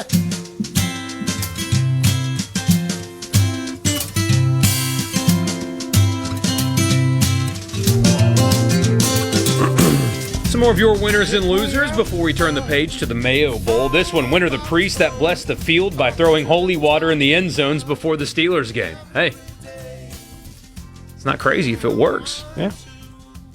Can't believe they missed that field goal at the end. Did you see Mike Tomlin dropped a if my aunt was built differently, she'd be my uncle in the postgame? I did not. He was asked about the, we just won't go any farther. But he's like, you know, what if that field goal had gone through and the season abruptly comes to an end? And he goes, well, you know, my aunt had some different parts. She'd be my uncle. That's right. It's true. Loser, the rest from the Sugar Bowl did not want that game to end, it seems. May I take up for the officials? Yeah, sure. They got it all right. They actually got it all right. It was just a clunky ending. Or they could have just let that 1 second run off the clock. They when the could ball have. hit the pylon and ended it there. And you could tell, going back and watching it, you could tell when they went to Matt Austin, he's like, yes, you really would prefer just to let that second tick off and be done. But the rules are the rules, and in a game of this magnitude, you've got to properly adjudicate it. Basically what he said. And they got it right, but it was a clunky ending. Loser, Alabama coaching staff for not being prepared at all for Indiana. Were they not prepared, or is Kirk Cignetti just the best coach in college football right now? I think they were prepared. I think they just got beat. I think Alabama just got beat by a better team. Exactly, yeah. Cignetti is that dude. I don't think Alabama's very good, honestly. I think they're fine. They're they're fine. Yeah, that's how I would put it. Boy, what a fall off from what they were to being just fine, though. They're just fine, yeah. Winner, Golding for kicking the field goals. Winner should be Carneiro for kicking the field goals. Golding called the field goals. Sounds like he will be back in Oxford after Lane Kiffin tried to poach him, too, and the punter also. They will both be returning. You could hear the ball. I told Hadad on Friday, Richard, the press box in the Dome is the worst seat in the house. Truly, the furthest from the field in the venue. So far. And cold. How cold were you? It's cold up there. My goodness, is it cold up there. I could have told you. Yeah. Oh, and they made coffee in the second quarter, and I tried to get some, and the lady was like, no, you can't until halftime. I was like, why not? It's made. I'm dying over here. But you could hear the sound of the ball off of Carneiro's foot on all three of those field goals from the press box, the furthest point in the Dome from the field. You could hear his foot hit the ball, actually hit the ball. So, I mean, the power behind his kicks is unbelievable. That's impressive. Yeah, it was nuts. Because I did not hear that from where I was sitting. Well, you were surrounded by yelling. I was surrounded by people just tapping away at their keyboards. So that's just being quiet, yeah. Probably was the food good up there? It was hot dogs, actually. That's a shame. And we went to Cooter Brown's on before the game. Mm-hmm. And it was amazing, so I wasn't really that hungry. Great place to go, by the way. Dumpy little spot, but it's iconic and for a reason. My goodness, the food was awesome.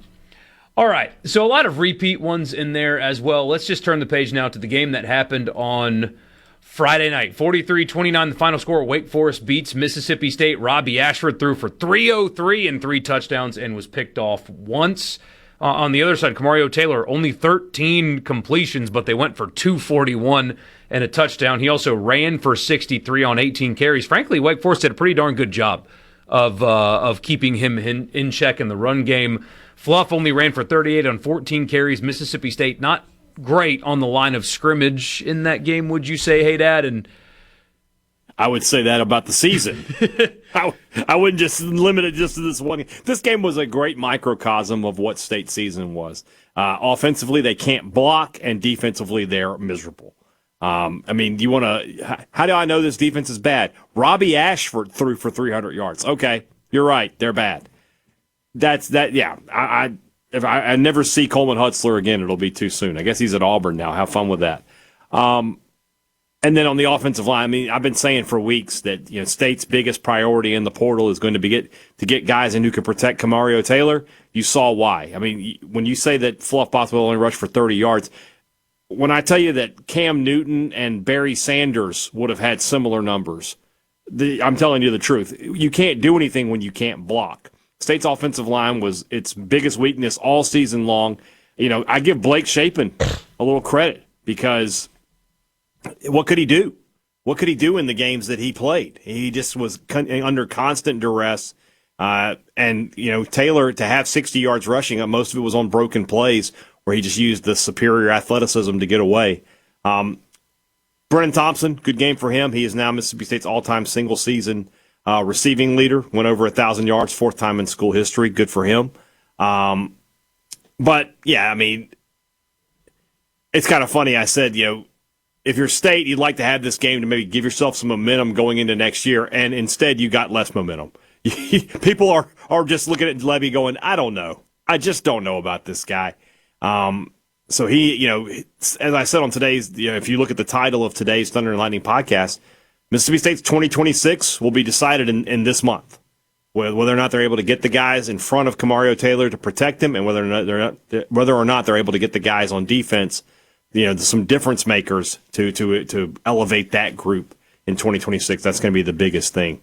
That said, they played poorly. What can you do?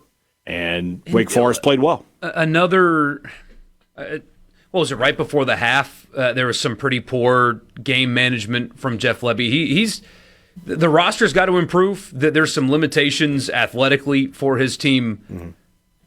Is it fair to say that his game management needs to do some 100%. Pretty dramatic improving? 100%. The learning on the job has got to stop in year 3. At this point, you've got to be, better as a head coach. You've got to be able to know when to call timeout, when to hurry up and when to slow down. All of those things that he's struggled with this season.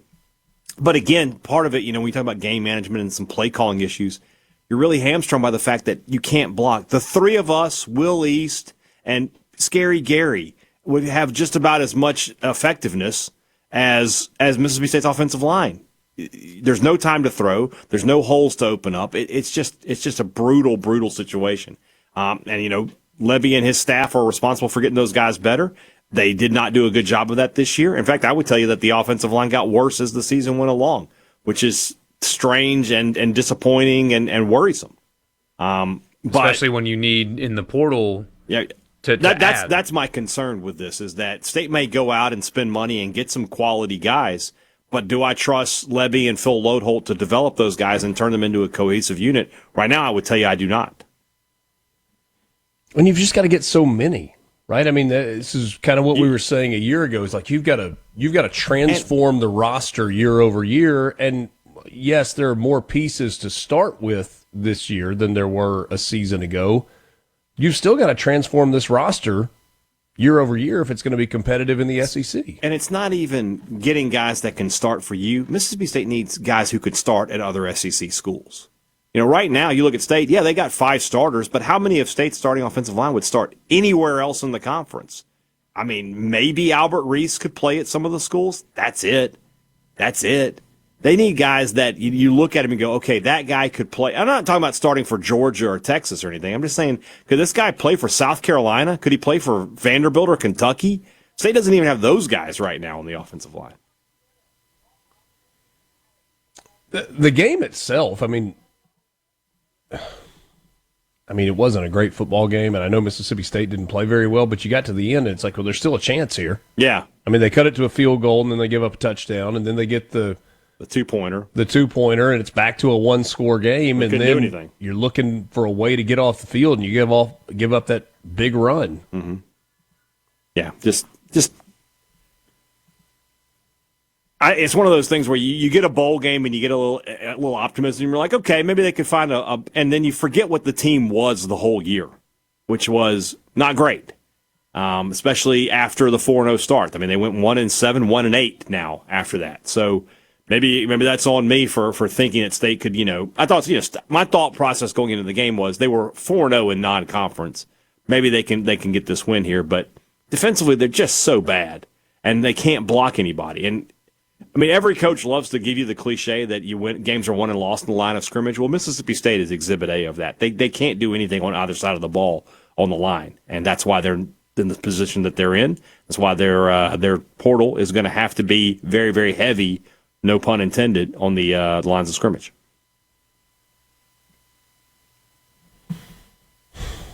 That's, you can get them. They're there. To loop Ole Miss, and Ole Miss built offensive lines through the portal. Diego Pounds didn't give up a sack in 14 games. So those guys are out there. Sometimes it takes them a couple of years, and they are expensive, and everybody wants them. So you've really got to, if you've been waiting to fire your money spending arrows, time to unload that quiver, because that is the most competitive position in the portal, and there's not that many of them, and they do come at a cost.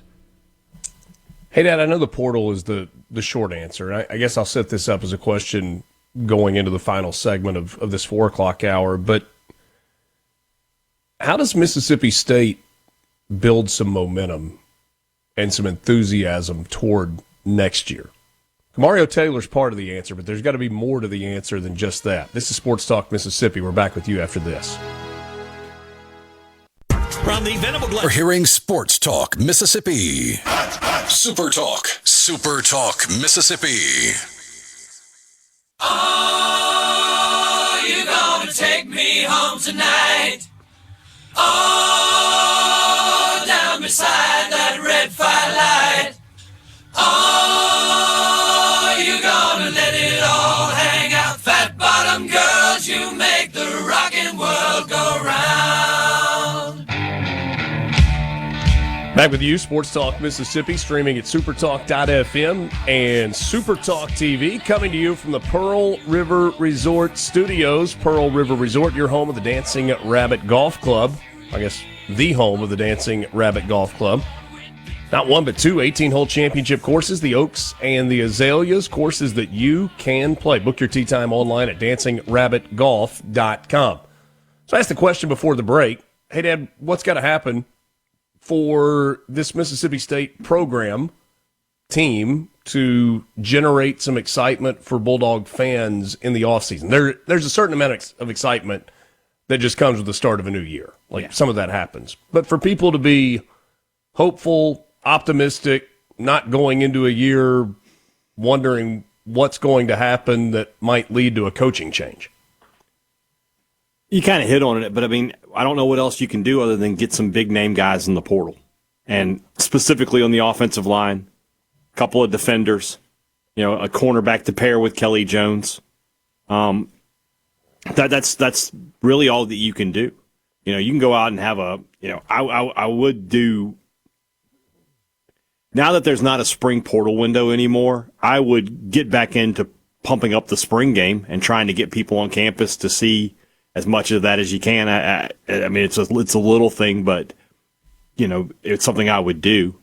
But it's really about the roster, and if we come back a month from today and we're looking, let's do a portal recap or something, and I can't sit here and tell you that I think State got 4 or 5 guys that can play at other SEC schools on the offensive line, and maybe the same number on the defensive line, then I'm not going to go through the offseason thinking that State's going to do anything but, play the season out, and then at the end of the year they'll go through a coaching change, because that's where they are.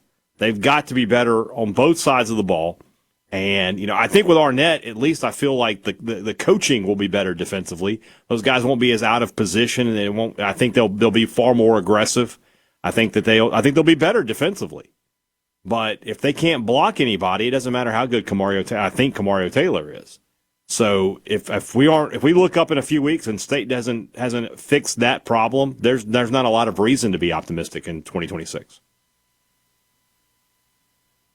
The spring game angle you mentioned is interesting to me. Yeah, I actually, that kind of popped my antennas up when he said that. Because you should actually be able to have. You should have it now, because the whole idea of they might scout us and that's gone. You can't do it now. So, and that's the next thing too. In this era, what is one of the complaints we've heard from fans? I don't even know who's on my team. Mm-hmm. Now that they can't go anywhere, provide your fans access to them. Media ops, those kind of things. Get these guys out there. Get your players out there. Get your assistants out there. I say it all the time. It's one of the things that the NFL does great. And college can't have a draft. Not yet. They can't have a draft. So those easy built-in news cycles, there's no combine that keeps NFL fans engaged. But you know what really helps after the draft? You can go watch your rookie wide receiver go catch passes a week later. I mean, they arrive at the facility, and they have practice like 3 days later. Mm. And you see that. There's film, there's video, there's interviews, there's everything. Hey, check out this shiny new player that we got.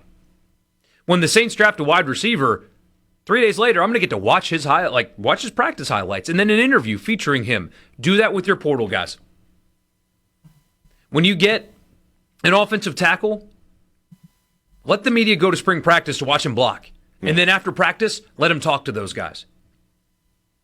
Nobody reaches more Mississippi State fans than Brian Hadad's Thunder and Lightning podcast and Sports Talk Mississippi. Give an interview of that new player on that platform so you can reach more State fans than anybody else on this platform. I like that. I like that idea. Those kind of things to let people know, hey, here's this guy, and learn to like him, to fall in love with their players. Coming off of 18 losses over 2 years, you need an emotional connection to the guys on the field to help drum up that excitement. Yeah. Good luck with that, by the way. It's what needs to happen. Wow. It is what it is. But yeah, I mean, another thing they could do, by the way, they haven't released anything official. Can I get a video of Kamario Taylor running around? Can I see that? Because I just want to see it with my own eyes at this point. Maybe give him a couple of weeks to heal up, but as soon as he feels up to it, let's get him out there on tape. Makes a lot of sense. Yeah. I mean, thinking back to, I don't know, a couple of years ago, like when I did the Florida spring game, obviously it didn't work out particularly well for Billy Napier in the long run. The Florida fans were fired up to see DJ Lagway play in that game. And they walked away excited about the future with him. Now, again, DJ Lagway is going to be in a different place. Where's he going to end up, by the way? Virginia? I don't know. That's where he's visited today. Did he? Yeah. Okay. But I wonder if we get a return of the spring game, or if that's one of those things that has gone the way of the dodo bird, and coaches don't really love it anyway, and so they've already got the excuse to not have them and just move on merrily from there. I don't know. 5 o'clock hour on the way. We'll start things off with the college football fix driven by Ford and your local Mississippi Ford dealers. This is Sports Talk Mississippi in the Pearl River Resort Studio. Sports Talk Mississippi. Boom! Are you ready for some football? On Super Talk Mississippi.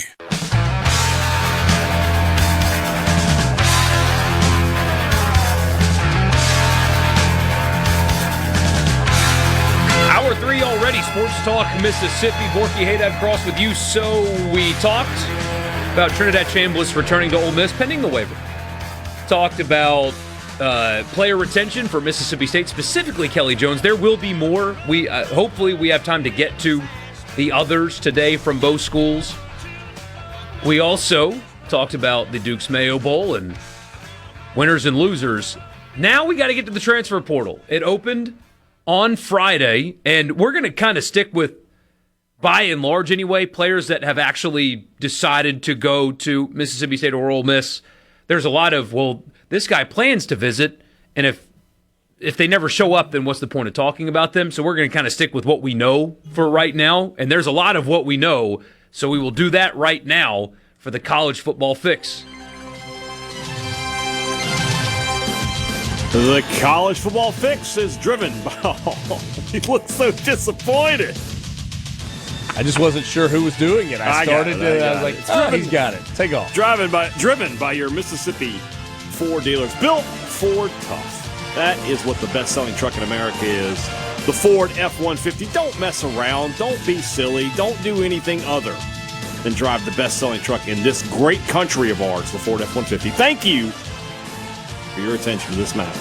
There will be more, definitely, I think, between now and the start of tomorrow's show. But what we know right now is State has 2 pickups. Ole Miss has 4 official out of the transfer portal. Let's start with Mississippi State. Hadad, who and what do we need to know? I was very close to Hadad there, so I want to say that. I don't know if anybody else heard that. Brian Hadad. Fire away.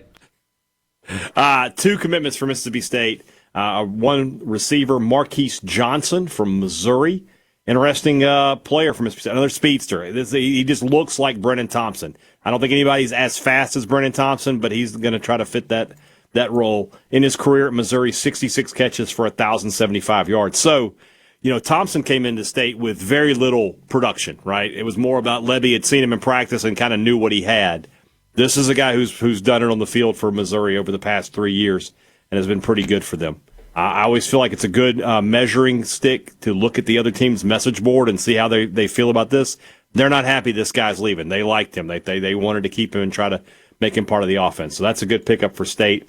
I expect as long as Jeff Lebby is the head coach of Mississippi State, for State to be able to get good receivers because the offense sells itself to the average wide receiver. Defensively, transfer from Florida State, defensive end / tackle, Jason Jenkins. This is his third stop. He was at Tennessee, then Florida State, now at Mississippi State. Big kid, 6'6", 275, 280 pounder. Battled injuries last year for the Seminoles, so didn't get on the field as much as he would have liked. But State needs guys there. They need guys who can play. I won't come out and tell you that I think this guy's going to be a difference maker yet. That's something I'm going to have to see to believe, just because he hasn't done it to this point in his career. But where was Zach Arnett last year? He was at Florida State, so he saw this guy in practice. I'm going to trust his evaluation there. And we'll see what he can do here in Starkville. But that's State's 2 additions thus far in the transfer portal. Any indication on what could possibly be next? So those are 2 known. They need a lot more. Is there any, hey, I kind of expect this guy to be the next one? I think the next guy, State, if somebody was going to say next, it would be QB2. And that's looking like former Vanderbilt and LSU quarterback A.J. Swan. Looks like he's headed to Starkville. He was visited here this weekend. This is a guy, I feel like, and this has been a debate on the message boards all weekend, Trinidad Chambliss has completely reset the market for backup quarterbacks. Nobody else is ever going to get a Trinidad Chambliss. That's a one-of-one situation, I feel like. So just getting some SEC experience and a guy who's done it in this league will be good for Mississippi State, just, to have the break glass in case of emergency with Kamario Taylor. But he's definitely, it's interesting because he's not a runner at all. When he was at Vanderbilt, they would pull him out to bring in Mike Wright to run the ball. So I don't know how well he fits into Levy's offense if things do go south for some reason. But that's who I think is probably going to be the next one to commit. For Ole Miss so far, 4 defensive players. The first 2, I think, are really, really high-level pickups. And this one that I'll start with is Jay Crawford, the defensive back from Auburn. You guys know that Auburn defense was nasty last year. He was a big part of that. That is again, maybe I'm wrong. Things change, whatever. I think that's plug-and-play, instant starter defensive back that you can rely on. Obviously, SEC experience and really, really, really high-level SEC experience. And, jumped in the portal, didn't have to, as the portal goes, sometimes they know where they're going. But basically everybody in the country would have wanted him, and they were able to get him. And that coincides with the announcement that Jalen Braxton is returning. Ole Miss is doing some more of the retention thing. And Antonio Kite has already announced that he is returning. So you have a trio of cornerbacks that you should absolutely love in that defense. That was a position, especially when Braxton wasn't playing because he was hurt, there was some weakness there.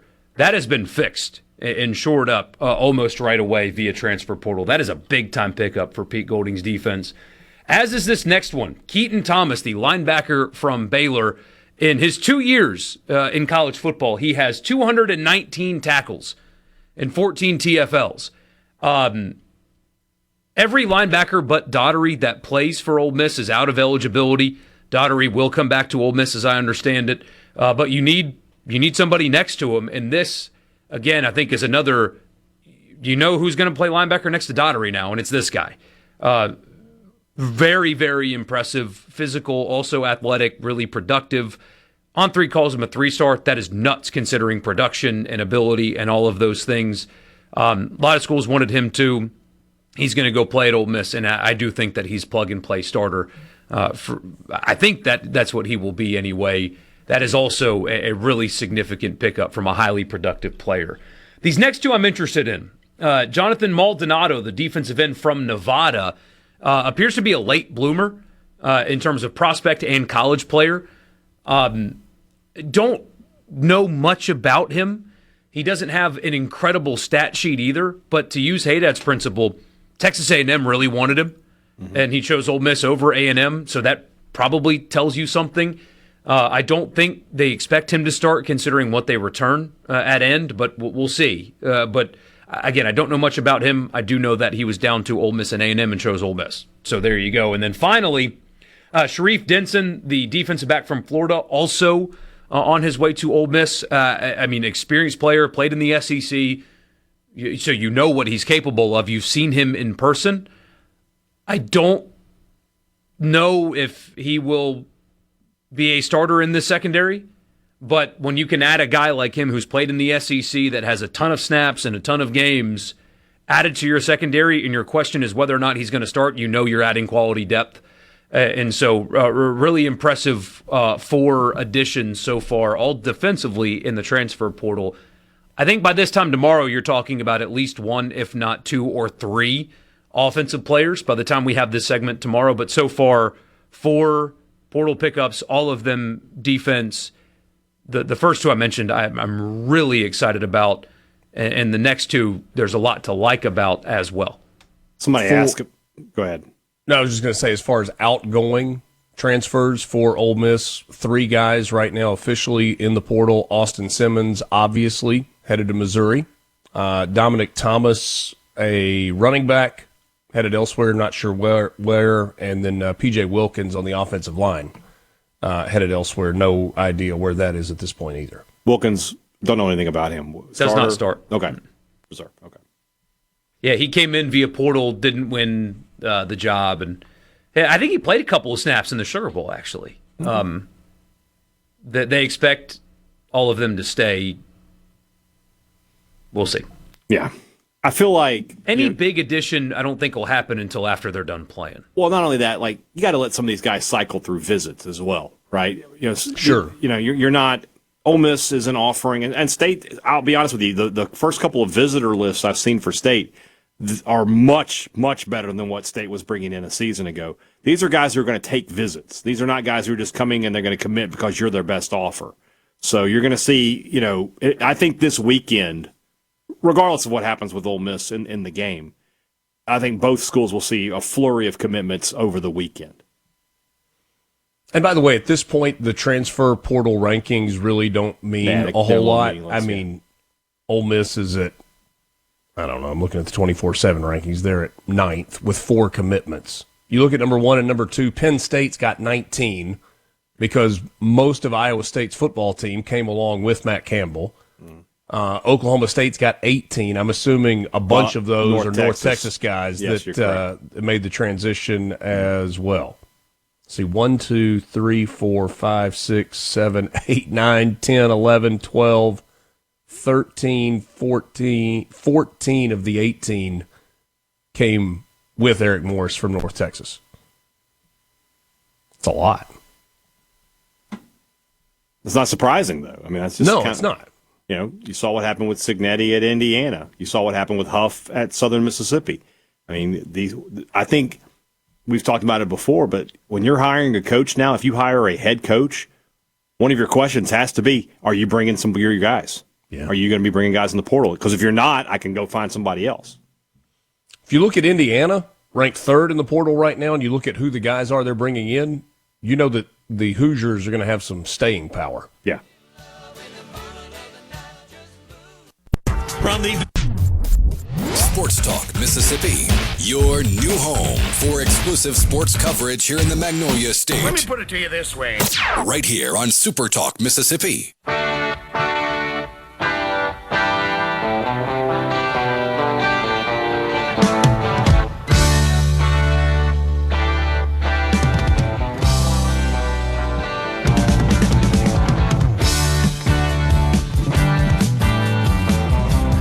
Tyler, our resident Auburn fan, says Crawford is good. He can go. Durkin would have had him 100% starting for Auburn in 2026. A lot of people are excited about him, and they should be. It's he's a good player. Sports Talk Mississippi, by the way. Borkey, Hadad, and Cross with you. When guests appear on the show, they do so on the Farm Bureau guest line. Check out favorites.com and go with the home team, Mississippi Farm Bureau. We will have a lot of that this week leading up into the college football playoff semifinal. Ole Miss, Miami, should be a really, really, really fun matchup. Miami's really good at getting after the quarterback, but I don't know if you guys have seen this. When they don't, their weakness is pass defense. They're kind of bad at it, quite frankly. So protection paramount if they can keep Chambliss off his back. Ole Miss does have an advantage there, but also Miami runs the heck out of the football. They're really physical up front. Georgia had 13 rushing yards in the second half against Ole Miss, I believe, so you're going to need 4 quarters of that if you're going to win on Thursday. So a really fun, interesting, compelling matchup. 2 really hot, confident football teams. A whole lot of stars on the field in that game. Georgia carried it 37 times for 124 yards in the game, averaged 3.4 yards per carry. Going back and watching that, the Nate Frazier injury late in the ball game, I think it certainly affected Georgia's running game. Now, they completed a couple of passes that got them down close, but I wonder if the play calling for Georgia might have been different down inside the 10-yard line at the end of the ball game if Nate Frazier had still been in. I don't know the answer to that. But that second and goal from the 2 or the 3. Yeah. That many plays of the game, that's the play of the game though. Because then you force Georgia to throw from their own 8 instead of just trying to, run it for a yard to score. And then Wyatt Williams makes a play and they have to kick a field goal, and that's all she wrote. It was first and goal from the 9. I think they handed off to Chauncey Bowens. He got 6 yards on the carry down to the 3-yard line. Then you have a 3-yard loss back to the 6. And that play call, I wonder if that's one that that Kirby Smart would like to have again. They obviously were playing for the win. They're on third down, trying to get that touchdown to take the lead in the ball game, but the incomplete pass stops the clock. If you run it, Ole Miss is out of timeouts. You're down around 20 seconds when you kick the field goal to tie it. Who knows? But it's not the way that it played out. I simply don't think Kirby was confident in his team's ability to win the game. That's why you run a fake punt. That's why you have the punt team on the field do the quick switch thing, and that's why you try to go for the win on third down, because I don't think that he had to maximize his team's chances to win the game, because I don't think that he believed that they were going to. I agree on the run the punt team off and the offense back on. I think they knew they had a great fake punt call. It was a great design. You want to talk about beautiful execution, and because Ole Miss didn't defend it terribly. It was the kid that just slipped out kind of from the tight end spot. I mean, that was beautifully done. And I thought that was one of the key moments, that after the fake punt, Ole Miss gives up 3 first downs, but then they force Georgia to kick a field goal there as opposed to getting a touchdown after that massive momentum swing. Because at that point, I guess to your point, I don't know if it was panic as much as it was we've got to do something to try and regain some momentum in this ball game, because when they ran that fake punt, all of the momentum was on the side of Ole Miss. And then they captured it right back. I mean, that's why that game was so great. Because you have really close games where it's just like, the offense did their thing and that offense did their thing, and it just kind of just standard stuff. But you had huge knockout blows, and both teams just kept getting up from them. Gunnar Stockton, tough as you know what, taking big hit after big hit, big throw on fourth down to keep a drive alive, and then the Trinidad magic mixed in there, and awesome special teams. I mean, my gosh, Georgia's punter, unbelievable. Carniero making those massive field goals. It was that there were so many highs in that game. It wasn't just a close game that just rode like this. It was up, down, momentum, big play, crazy play for 4 quarters. I know I texted you guys this on Friday. I don't know if you talked about it in terms of kind of where this game ranked in terms of great college football games. I slotted it with 2 of my favorites, Georgia, Oklahoma in the Rose Bowl a few years ago, and what I think is the best college football game that I've seen maybe in my lifetime, that Texas Southern Cal game in the also in the Rose Bowl. That was a national championship game. I thought this one felt a lot like those type games in terms of it just like if you're a casual college football fan that was sitting in the freezing cold in East Lansing, Michigan with a fire going and you just wanted to watch football, you were thoroughly entertained by that game. with no rooting interest whatsoever. Yeah. Even And to Hadad me, had that's fun. the mark of a really good game. Fun's a strong word. But it was an incredible college football game. There's no question about that. Yeah. Is it time to turn the page to Miami? Yeah. I think so. Because there's an actual game on Thursday. So Miami's got 2 losses this year. They lost the Friday night game to Louisville 24-21. In that game, Carson Beck had 4 interceptions, and he was just downright bad. The other game that they lost was to SMU, road game, 26-20. And yeah, maybe the first question, what's the most impressive win this year for Miami? Is it their win over A&M 10-3? Is it the win over Ohio State 24-14? Or do you go all the way back to the season opener when they beat Notre Dame 27-24? A&M was weather impacted, but going on the road and winning that game is really impressive. And the weather was wind. Wind was just blowing the football down. The rest would spot the ball, and the wind would blow the ball off the line of scrimmage. I mean, that's how windy it was. So you didn't get typical normal offense. Ohio State had kind of been an offensive paper tiger this season, but I think that win's more impressive. Because there's just talent all over the field. And there wasn't any goofy wind thing that would knock Marcel Reed's balls out of the air. You know, it was just a standard football game where they lined up and played with one of, if not the most talented top-to-bottom roster in the sport and beat them. Got a pick six, big play mixed in there. Controlled the line of scrimmage for the most part. Yeah. Miami's got good wins. And that's part of the, obviously the win over Notre Dame is the biggest reason they're in the playoff.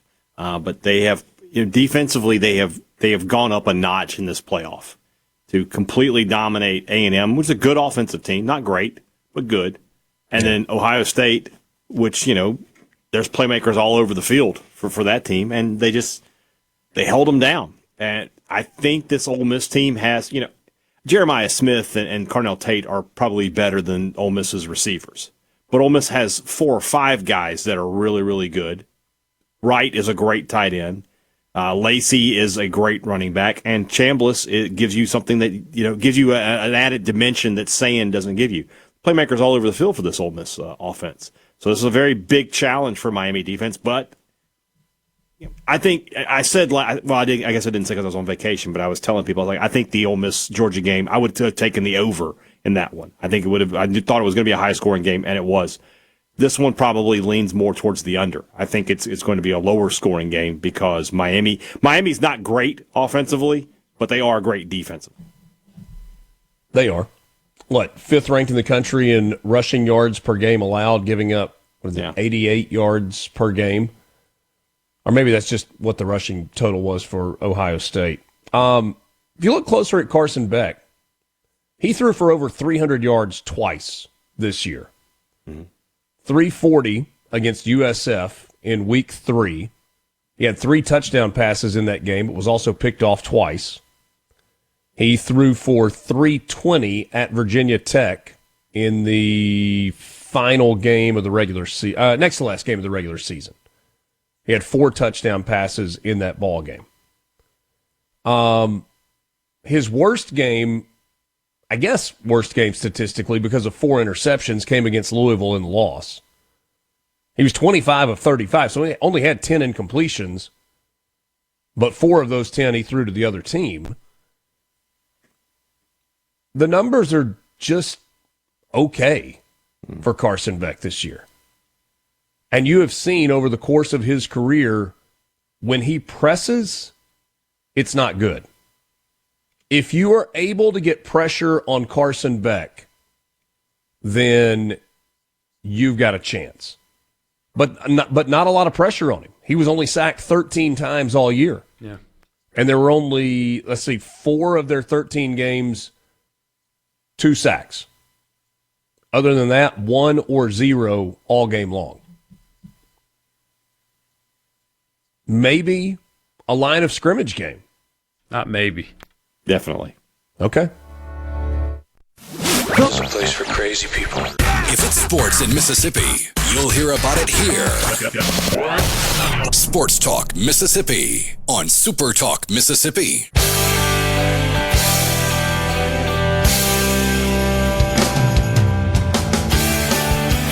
Welcome back in Sports Talk Mississippi. Hadad made reference to him earlier, but now official.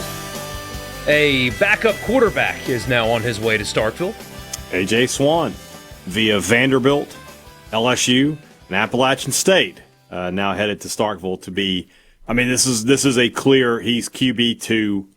He's coming in to be the backup. I'm sure they'll put some money in his pocket, but that's the insurance policy if something goes wrong with Camario Taylor. In terms of backup quarterbacks, a guy with 4,200 career passing yards, that's not the worst thing. And SEC experience. This is a guy who's played and won games in the SEC. So, yes, not a bad, about as good as you could probably hope for from Mississippi State. And speaking of good, basketball season not canceled in Starkville. Not canceled in Starkville. 101-98 in overtime.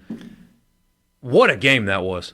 Really interesting game. You can put it up there with some of Jans's best wins. State led most of the game on the road.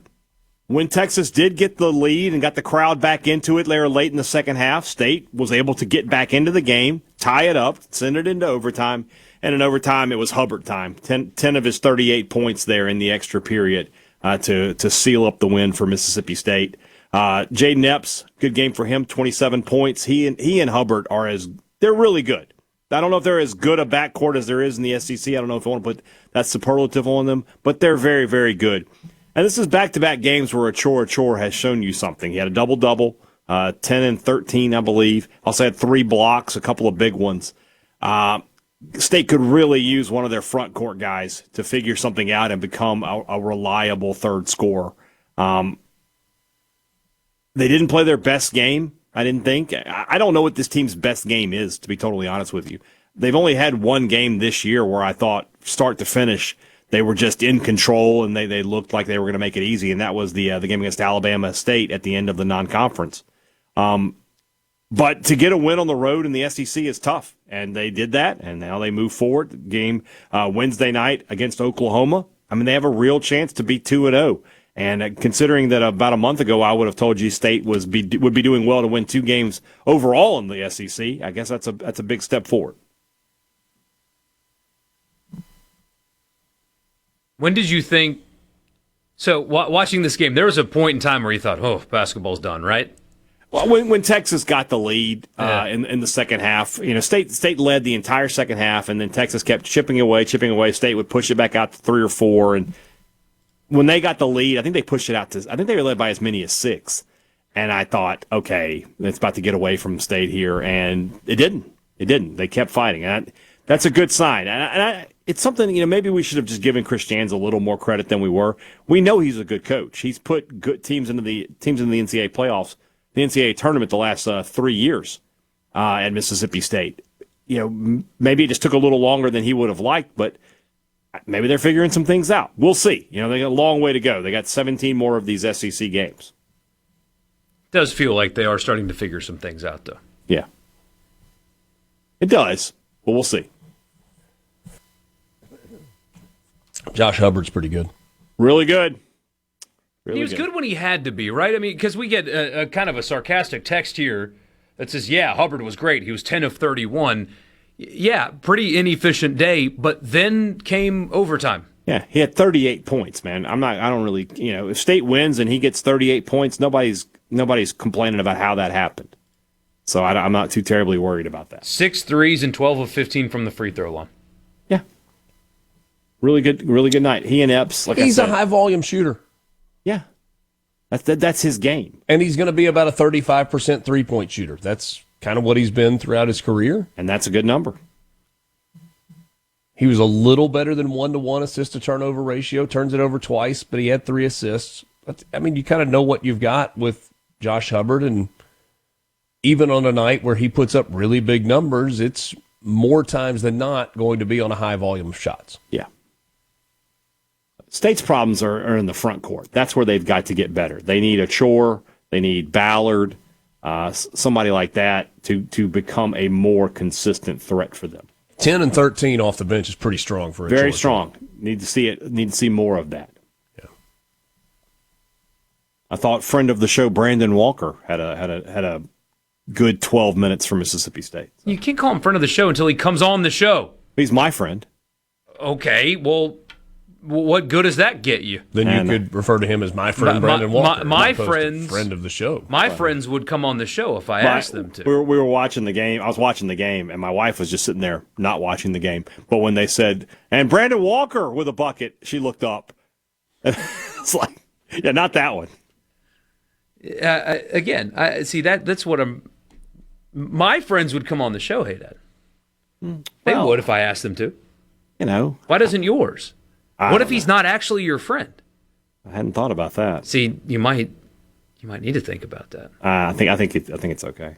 You know that what Lane Kiffin did was bad when Brandon Walker's like actually Ole Miss is like me and him when Brandon right Walker and Brian Hadad are like, this is rough. Like that's when you know. So speaking of Ole Miss though, not a great start for them to SEC play. Hadad, basketball's canceled. I already told you that. Hold on a second. If I told you that you didn't know anything about the game, Ole Miss hit 10 threes, and they only turned it over 7 times, would that be enough to make you think that they had won? I would certainly their SEC opener? I would certainly not think they lost by the margin that they did. They can't score. They can't score around the basket. They are very bad at putting the basketball in the basket. It's just that's a problem because that's the key tenet of the game. That's kind of the point. And if it wasn't for a career day from Patton Pinkins, they would have gotten blown out of the gym. 25 points for the freshman on 9 of 11. He hit 4 of 6 from behind the arc, made all 3 of his free throws in the game. You only had 1 starter, though, in double figures, and only 2 in double figures for the game, and that was Malik Dia, who had 17. Borkey, you say they can't score, and that's part of it. They were 13 of 35 from inside the arc. Yeah. Well, there's an argument to be made that that's too many 2-point baskets and attempts in today's college basketball game, but that's a different argument altogether. That's interesting to me, though, that you think the biggest issue is not being able to score because they don't defend either. And I didn't watch the entire game. That's another problem, guys. It was the wide open path to the basket kind of at will for Oklahoma, combined with the fact that they seemed to be able to get off a 3 and knock down a 3 pretty much anytime they wanted to. Yeah, I mean, they said on the broadcast that during their walkthrough that they were saying 22, do not let him shoot. If he's on the perimeter and he's open, you cannot let him shoot the basketball. You have to make sure that he can't get clean looks. Cool attack. I think attack. They're calling him attack.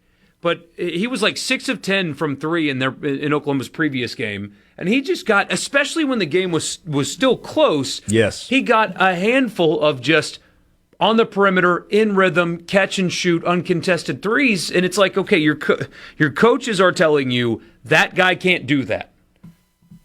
At some point, anyway, this is a team that has not gelled yet. You can see that there are moments of, I get why that guy was a big portal pickup. Like he's got some skill, he's got athleticism, but for whatever reason they can't put it together yet. And frankly, it is too late for them to put it together unless they're planning on winning the SEC tournament. They're already, it's January 5th, and they are 0.5% of a chance of making the NCAA tournament. Who does Ole Miss have in the midweek? Arkansas at home, and there will be 2,500 people there. That's a tough one. Yeah, Arkansas is good. Hey, no disrespect intended to anybody associated with Ole Miss basketball. There will be more people in the pavilion on Thursday night for the Fiesta Bowl watch party than there will be on, is it Tuesday night or Wednesday night? Wednesday night. Wednesday the night night before. For the basketball game against Arkansas. It will be basically an empty arena. I mean, they've got a lot of problems. I don't think athleticism is one. No, but you know what they've got or what they don't have? At least to this point of the season, it doesn't look like they've got a killer that's out there. They don't have a Sean Padula. A Sean Padula or a Jamin Brakefield or even a Jalen Murray. A guy that, and really Padula and Brakefield are the two that I think you can gravitate to last year that says, no, we're going to do it this way. We're not going to lose. That would kind of will a team, even if it wasn't the most talented team on the floor, to a win. And this group doesn't have that. Malik Diaz not that. Ilias Comardine is not that. Yeah. He's too passive. Well, he's French. He's too skilled to be as passive as he is. But that's kind of what you get sometimes with an international player, isn't it? Got to. Yeah, you say that, but State's got an international guy, the Slovenia, and that guy's hard as nails. Well, Slovenia is not though. exactly France. Yeah. So, but I mean, Borkey, you're right. They've got a long way to go and short time to get there. Yeah, you look at Corey Chest, and he looks like he's chiseled out of granite, but it's like, you got to make layups. Malik Diaz got to be better finishing around the rim.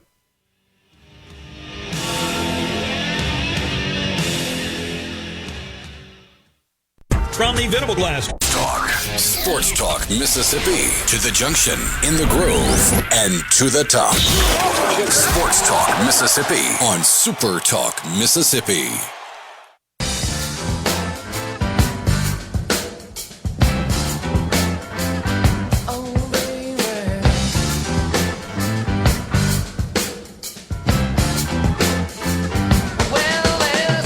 It is Black Monday in the NFL. We might talk about that more tomorrow. Pete Carroll, one and done in Vegas, though, kind of pulled a Belichick move. You didn't need to. You had a great legacy. Yeah. You go somewhere at your age, bad roster, weird situation, you lose a bunch, worst team in the league, and then they can you. What was the point of all that? He was able to play slots every night. He's an old guy. Old people love the slots.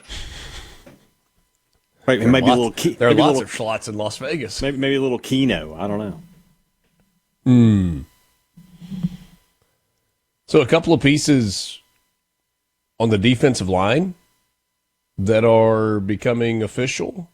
Yeah, one is interesting. Jaheim Otis, you guys remember him and his recruitment. Played really well under Golding at Alabama before Golding left and then just kind of fell off completely. Then went to Colorado and wasn't productive there. Somebody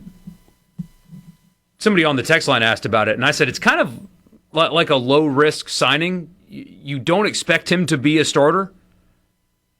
I mean, they're returning Eccles, they're returning Maddox. I think they expect both of them to be, generally speaking, your starters on the defensive line, and you've added another one here, and we'll tell you about in a second. So if Otis helps you, great. If not, you didn't pay for him to be your starter. There was a lot of talk last year. His number was really, really big, and that's kind of why State and Ole Miss, I think, shied away from him a little bit. I wonder how much he had to come down this time around. A lot. Yeah. I would think. I mean, I would agree with you, yeah. And then the next one, defensive tackle from Florida. I was telling Hadad during the break, forgive the PTSD, but the guy that picked off Blake Shapen to seal the win for Florida over Mississippi State is he hit the portal and sorry, I blacked out for a second there. It's happened a couple times on this show. Played in 9 games this year, started all 9 of them. He's a big dude. He's 6'5", 350. Is also off to Ole Miss. From a size perspective, he basically replaces Xavier Harris. I don't know if he's as skilled of a player, but in terms of having this giant that doesn't make sense on the defensive line, but it works somehow, they got one. Yeah. Dynamite drop in there, Richard. Yeah. He's the best in the game. No, I was thinking about, and I know so many times we've talked about the calendar, But it's like you are 3 days away from a national semifinal. And instead of spending the overwhelming majority of your time talking about the semifinal game against an opponent that you've never played before in what should be an incredible matchup, or at least on paper it looks like that, you're talking about all these guys who are coming in to play on next year's team. Like, you are a win away from playing for a national championship.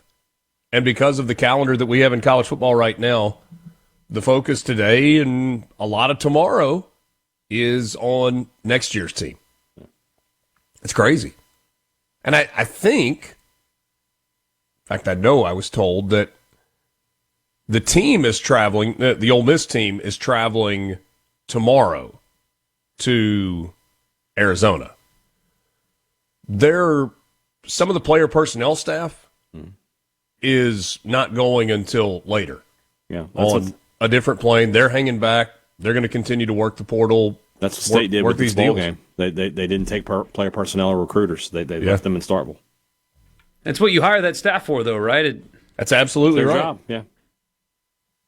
Fascinating times. We will spend a lot of time this week talking about the actual football game, though. That is a real thing that we will do, because that is a real game that is happening on Thursday.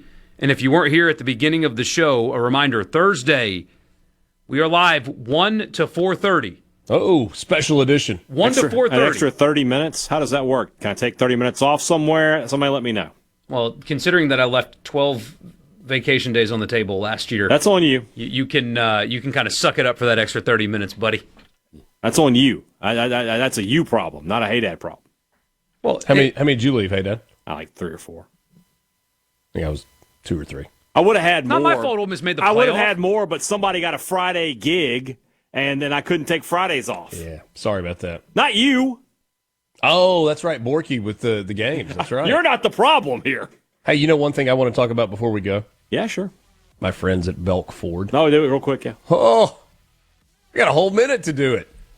I know you'd be surprised to know that I recently drove through the lot. I'm not surprised by that at all. What a great selection. What great people, whether it's an F-150 or a Bronco or an Expedition or an F-250 or a pre-owned vehicle. They have got it all at Belk Ford and Oxford Toyota. Great sales staff. They're going to take care of you. Stop by and see them. Highway 6 West. I don't know. Maybe you're about to drive to Arizona and you want a new rig for it. They'll put you in one and will take care of you, and you'll be proud of it. Belk Ford, Oxford Toyota, Highway 6 West in Oxford. BelkFord.net, OxfordToyota.com. Great being with you on this Monday. For Brian Hadad and Michael Borkey, I'm Richard Cross. Sports Talk Mississippi in the Pearl River Resort Studio. Have a great night.